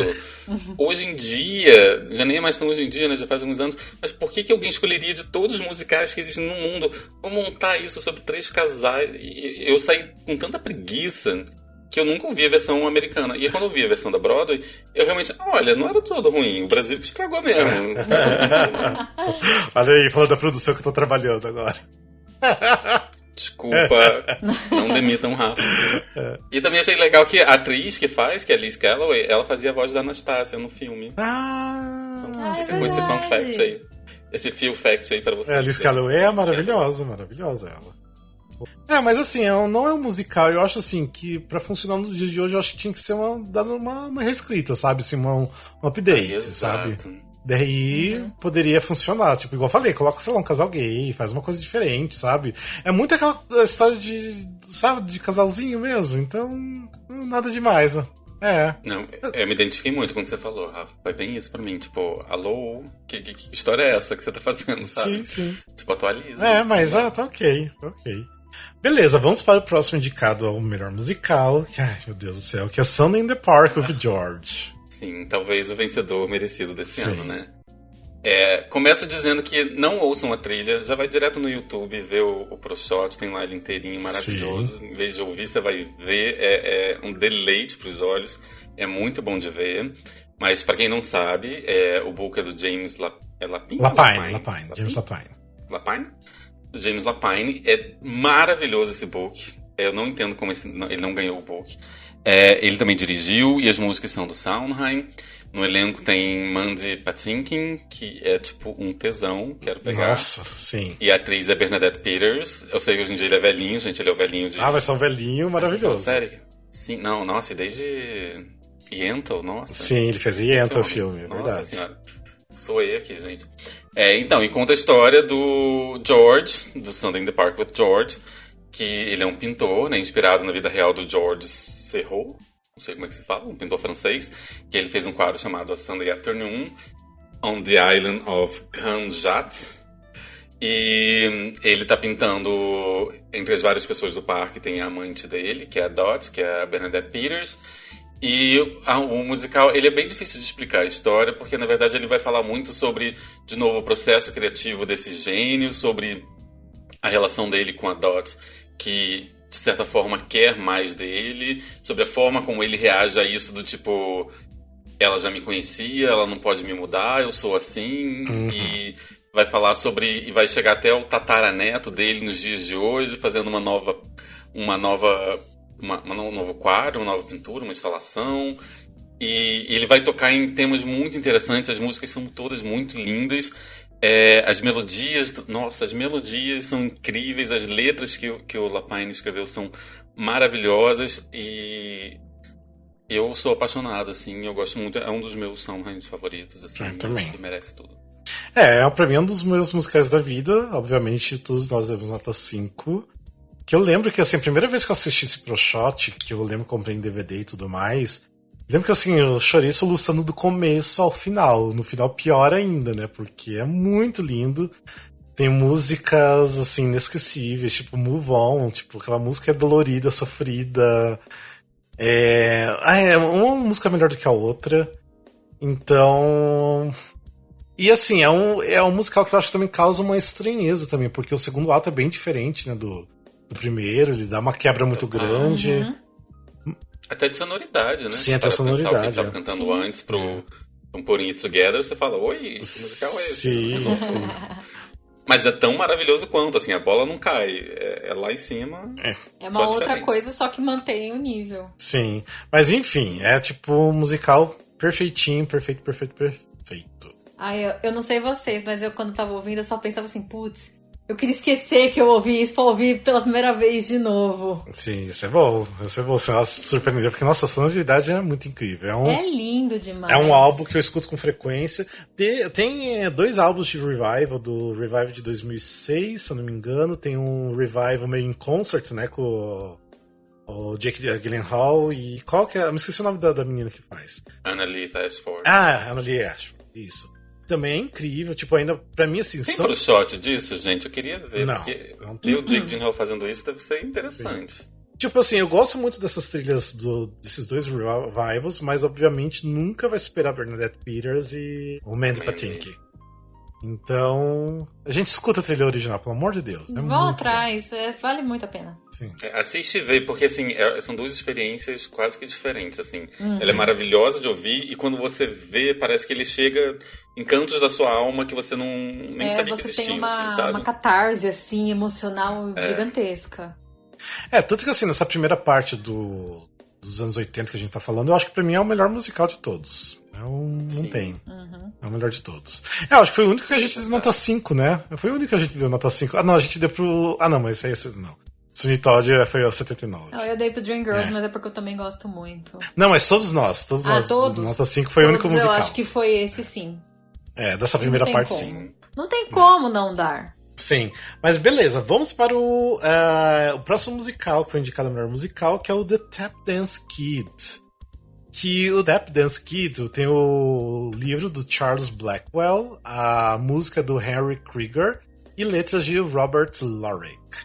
Bem, o The Tap Dance Kid é meio que um Billie Eilish dos anos 80 ali. Não sei se vocês perceberam isso, que é muito parecido até com Billie anotei Eilish. isso aqui. Eu tô achando que até o filme Billie Eilish foi meio que, sabe, sugado um pouquinho dessa história, porque é muito parecido. Bem, quer dizer, se bem que Billie Eilish eu acho que é muito melhor. Mas enfim, a história é sobre um menino negro chamado Willie, que ele decide um dia ir até Nova York sozinho para encontrar um tio dele que é dançarino, que tentava fazer Broadway. E chegando lá, o tio tá tentando, tipo assim, ensaiar um show que era meio que um show empresarial, sabe? Era uma coisa bem específica pra um lugar. E do nada, conforme o Willie tá vendo o tio dançar, ele resolve entrar no meio da dança e começar a dançar também, né? O tio fica surpreso, tipo, uau, como assim você sabe sapatear tão bem, né? Tipo, você é incrível sapateando. E aí nisso, quando o Willie volta, né, pra casa dele, que é uma cidadezinha ali perto de Nova York, os pais ficam, né, o pai dele fica super puto da vida com ele por ter ido pra Nova York sozinho, porque esse menino tem, assim, na peça tem, tipo, uns 12 anos de idade. E daí vem nisso o tio dele, né, que eu me esqueci o nome do tio dele agora. Vem junto também falando que, nossa, que esse menino tem que dançar porque ele é incrível, não sei o quê. Só que o pai fala que não, tipo, não, eu não quero que meu filho seja um dançarino, sabe? E daí passa, tipo, o restante do musical inteiro, o menino sonhando como seria ele ser um dançarino de sucesso. É basicamente isso. Meio fraquinha a história, não é? Não Pode é sim, tem uma premissa Billie boa, Eilish. mas tem uma premissa boa ali, mas é muito mal desenvolvida, eu acho. E nós demos nota 4. Eu, assim, me surpreendi até com um pouco com as músicas. Eu acho que tem músicas ótimas. Eu lembro que a última música, que até é uma música mais longa, eu achei incrível, incrível, incrível, incrível. Só que, assim, uma coisa assim que eu percebi, pelo menos no libreto, né, no livro, que o foco, na verdade, é o tio dele, não é o menino. Apesar que se chama The Tap Dance Kids, tipo, o foco que realmente no palco era o do tio dele. Tanto não sei se vocês viram a apresentação do Tony que tem no YouTube. Não, isso eu não cheguei musical. Se você vê, tipo assim, o foco é o tio dele. Tipo, o menino aparece numa cena rapidinho, assim, dança um pouco, é aplaudido, mas assim, ele continua sendo o tio dele o foco, sabe, na cena. Então eu acho que meio que se perdeu, mas eu achei interessante. Vocês? Eu também, eu fiquei interessada em ver ao vivo, né, com as coreografias de várias músicas me devem ser bonitas. São incríveis. Eu vou até procurar esse do Tony, mas é bem bonito mesmo. Eu fiquei imaginando, tanto que eu ouvi, eu falei, caramba, quando eu vi a premissa, eu falei, o Billy Elliot. Porque eu amo Billy Elliot. Mas ao mesmo tempo que parece, não parece. Ele é bem fraquinho, mas deve ser bonito de ver. Por isso que eu dei 4, porque eu fiquei imaginando as coreografias, que devem ser bem bonitas. Então, eu vi com um pouco de preguiça quando começou, porque eu achei que, de novo, a história a princípio não me pegou de cara. O nome The Tap Dance Kids eu imaginei que eu ia ficar por 1h30 ouvindo sapateado no fone de ouvido, sabe? E eu fui totalmente surpreendido. Tem letras muito boas, assim, dá pra ver diálogos muito bons nas letras das músicas. Então, eu achei que me surpreendeu muito. Tem uma hora que eu acho que a mãe deve falar pro menino do tipo, mas eu acho que você gosta do seu pai. E ele responde, tipo assim, eu acho que você ama o seu pai. Aí ele responde assim, mas eu não gosto de quem ele é, sabe? Não sei, tinha umas porradas no estômago, nas letras, que eu tava ouvindo, eu tava indo jogar vôlei num sábado de sol, e eu ouvi essa música, tipo, oi, nossa! eu não tava preparado pra isso, assim, sabe? Então, assim, vale a pena, esse eu recomendaria ouvir, prestando atenção nas letras, que são bem interessantes, e é muito... Talvez ele vá além da superfície, sabe? Por isso eu acho que, às vezes, vendo...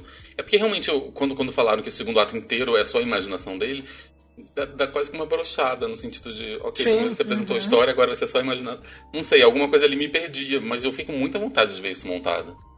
Eu acho assim, igual eu falei, né? Tipo, eu acho que a premissa é muito boa, mas ele foi mal elaborado, né? Até mesmo por causa do segundo ato. E porque as músicas realmente são boas, e eu acho que pelas críticas também, assim, foram razoáveis, não foram tão boas assim. Eu acho que por isso que ele foi meio que esquecido, porque nunca quiseram nem fazer um revival disso, sabe? Então, algo tem de errado, sabe? Eu acho que de repente pode ser até um book, né? Fizeram um revival, só que mudaram tudo, né? Que aí surgiu o Billy Elliot. Não. Mas é bem diferente, Eu acho, assim, que se vocês... quem vê a apresentação do Tony, ela é muito grandioso em relação à coreografia. Tipo, é uma coisa bem grandiosa.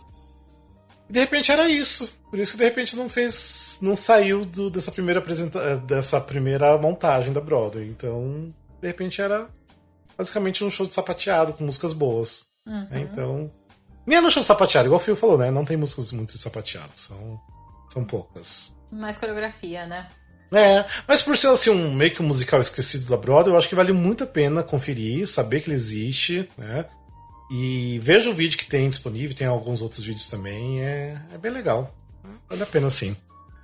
E tem um fator de raça também, né? Porque eu entendi, sim, uma família de classe média alta, negra, onde o menino quer dançar. Tipo, eu acho que o fator racial também conta muito nesse sentido Sim.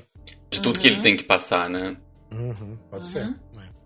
Bem, daí também teve outros musicais que concorreram a outras categorias. Tem o In Main Corner, que não tem trilha sonora. E tem o The Rink, que eu dei nota 3. E The Rink é bem interessante, que é um musical que tem a Liza Minnelli e Tita Rivera, né? Que eu achei meio dark, meio estranho. Um estranho ruim, às vezes um estranho bom. Mas assim, se vocês escutarem, tipo assim, vocês ficam meio sem entender o que tá acontecendo, porque a história é ruim, tanto que flopou na Broadway porque a história é ruim. Mas as músicas são estranhas, são meio dark. E tem as duas que eram maravilhosas. E mesmo tendo as duas, Liza Minnelli e Tita Rivera, que eram tipo ícones da Broadway, mesmo as duas fazendo, não rolou, não teve sucesso. E daí teve o... E a Tita ganhou o Tony, que era pra ser da Bernadette Peters. Ah, é verdade? É verdade. Nossa.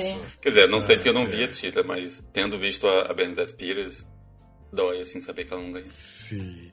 E daí também teve outro musical, que é o The Human Comedy, que eu até comentei com vocês ontem, né? Que é do mesmo criador, do mesmo compositor de Hair. Que foi o terceiro flop consecutivo dele. Eu acho que depois ele meio que desistiu dos musicais. Que até, tipo assim, ele fez Hair, que fez muito sucesso, obviamente, né? Ele fez aquele The Gentleman of Verona, que nós amamos também, né? E depois ele fez até... São dois musicais que eu escrevi artigos pro Musicalcast, que é o Dude e o Via Galáctica, que foram, assim, flopados, assim, tipo, meio que fechou logo que abriu. E o The Human Comedy aconteceu a mesma coisa. Então eu acho que ele meio que desistiu depois dos musicais de 3 flops consecutivos. É um musical, assim, que eu não vi nada demais. A história ruinzinha, fraca e longuíssimo. Se não for Song Through, porque tem 2 horas de trilha... Nossa, o musical era, tipo, devia ter mais de 3 horas, porque é muito cansativo de escutar. E eu dei nota 3 também. E aí acabo a primeira parte, né? Até o ano de 84. E, enfim, o que vocês acharam? Eu achei meio fraco, né? Eu também. Vai começar uma década, achei... Eu acho que a gente criou uma expectativa muito grande, porque os anos 70 nossa, os anos 70 foi muito bom, Sim. os anos 60 foi muito bom, aí os anos 80 a gente vai vendo que vai acabando, acho que vai acabando as ideias, aí começa a vir muito jukebox, muita coisa assim meio repetida, e fica meio meh. E assim, pelo que eu conheço dos restantes agora dos anos 80 que a gente vai falar na segunda parte... Não melhora muita coisa não, viu? Então, tipo, tudo bem, vai ter Fantasma, Lemis, que todo mundo conhece, são ótimos, mas é basicamente isso. Into the Woods. Into the Woods também mas é só. Tipo, eu acho que eu não sei o que aconteceu ali com os anos 80, que depois a gente pode falar melhor no próximo episódio, né, que a gente terminou de escutar todos os anos 80, mas eu acho que ainda tava meio perdido, sabe? Eles estavam tentando reformular, né? E não estavam se uma outra achando, fórmula, né? E não se acharam ali, então foi bem... Eu acho também, como o Andrew Lloyd Webber trouxe aquela coisa do mega musical também, eu acho que causou um impacto muito grande, um susto grande, né? Tipo, e agora? Como que a gente vai fazer, né? Pra surpreender com os outros espetáculos, né? Então, eu acho que foi estranho esse começo dos anos 80. Não é tão bom assim, não. Então... Eu acho que essa foi a primeira vez, desde que a gente começou o desafio, que eu considero que piorou. Porque antes, não é que nem que eu falasse que é melhor necessariamente, mas era diferente. Nossa, tô interessadíssimo pra onde tá indo pra um caminho diferente e ainda assim é maravilhoso. E por mais que eu amasse o anterior, não é que cada década ficou melhor, mas dessa vez foi a primeira vez que eu posso realmente falar que, na minha opinião, piorou. Sim. Caiu, assim...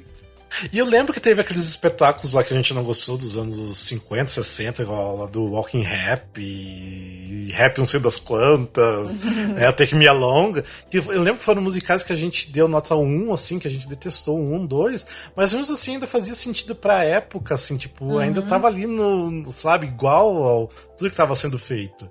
E aqui ficou, parece umas coisas muito bagunçadas, jogadas, e não sei o que rolou aqui, tá... Eu achei que piorou bastante. Nossa, porque os anos 70 foi incrível. Os anos 70, meu Deus do céu. Pra mim foi a melhor década que a gente escutou, né? Os anos 70. Então... Os anos 80 tá deixando a desejar aí. E tô achando que anos 90 não vai ser melhor do que isso não, viu? Anos 90 teve coisas que surpreendeu, né? Tipo Disney, Rent, mas não vai sair disso também não, eu acho. Então... Medo dos anos 90. Ladeira abaixo agora. E a gente achando que a Broadway tava boa nos últimos anos, mas eu acho que não tava boa não. Acho que depois nos 70, Broadway foi meio que ladeira abaixo. Foi muito. Eu acho que realmente entra pro lance comercial, sabe? Então. Daí aí a qualidade, né, de material caiu bastante. Vai caindo. Mas enfim. É. A culpa é de Cats. É, culpa de Cats. Ah, olha só, culpa de Cats. E você viu que a pandemia começou porque eu assisti o filme de Cats e comecei a gostar de Cats também, né? Então, olha isso. Foi isso. A culpa é sua, Rafael. É. Nossa, olha, Cats estragando o mundo. Foi ali que tudo começou a dar errado. É. Mas enfim, gente, espero que você, quem tá escutando, tenha interessado em escutar alguns musicais. Tem alguns que a gente falou que realmente vale a pena, né? Apesar de a gente ter falado que caiu bastante de qualidade. Mas isso tá interessante, até bom pra gente comparar, né, com o que vai vir a seguinte nas outras décadas, né? Depois, quando a gente terminar tudo, fazer um geralzão, né? Eu acho que vai ser interessante quando a gente terminar tudo e ter feito essa jornada por tantas décadas, né, de música. Eu acho que vai ser muito legal fazer uma discussão sobre isso depois. Mas é isso, algum comentário adicional antes da gente terminar? Acho que agora é só esperar a segunda parte. É isso mesmo. Gente, lembrando nossas redes sociais, para quem tá assistindo o vídeo, tá aqui no vídeo, nas descrições também, aqui. E quem tá escutando, tá na descrição também do podcast. Lembrando também, a gente tem um outro Instagram, que é o @arquivo.musicais, que é um Instagram de TBT, que a gente coloca coisas históricas do teatro musical brasileiro, tipo de musicais antigos que teve na década de 60, 70, 80, e também de umas coisas de 10 anos atrás. Então siga lá também, que tá bem divertido lá. E lembrando também, dá uma olhadinha no nosso Catarse, tá bom? Não esqueçam disso, tá bom? E siga lá a gente nas redes, tá bom? E é isso, obrigado, Fio e Letícia, por hoje. E a gente fica agora no próximo episódio do desafio. Tá bom? Até mais, gente. Beijos e abraços pra vocês. Até mais. Tchau, tchau.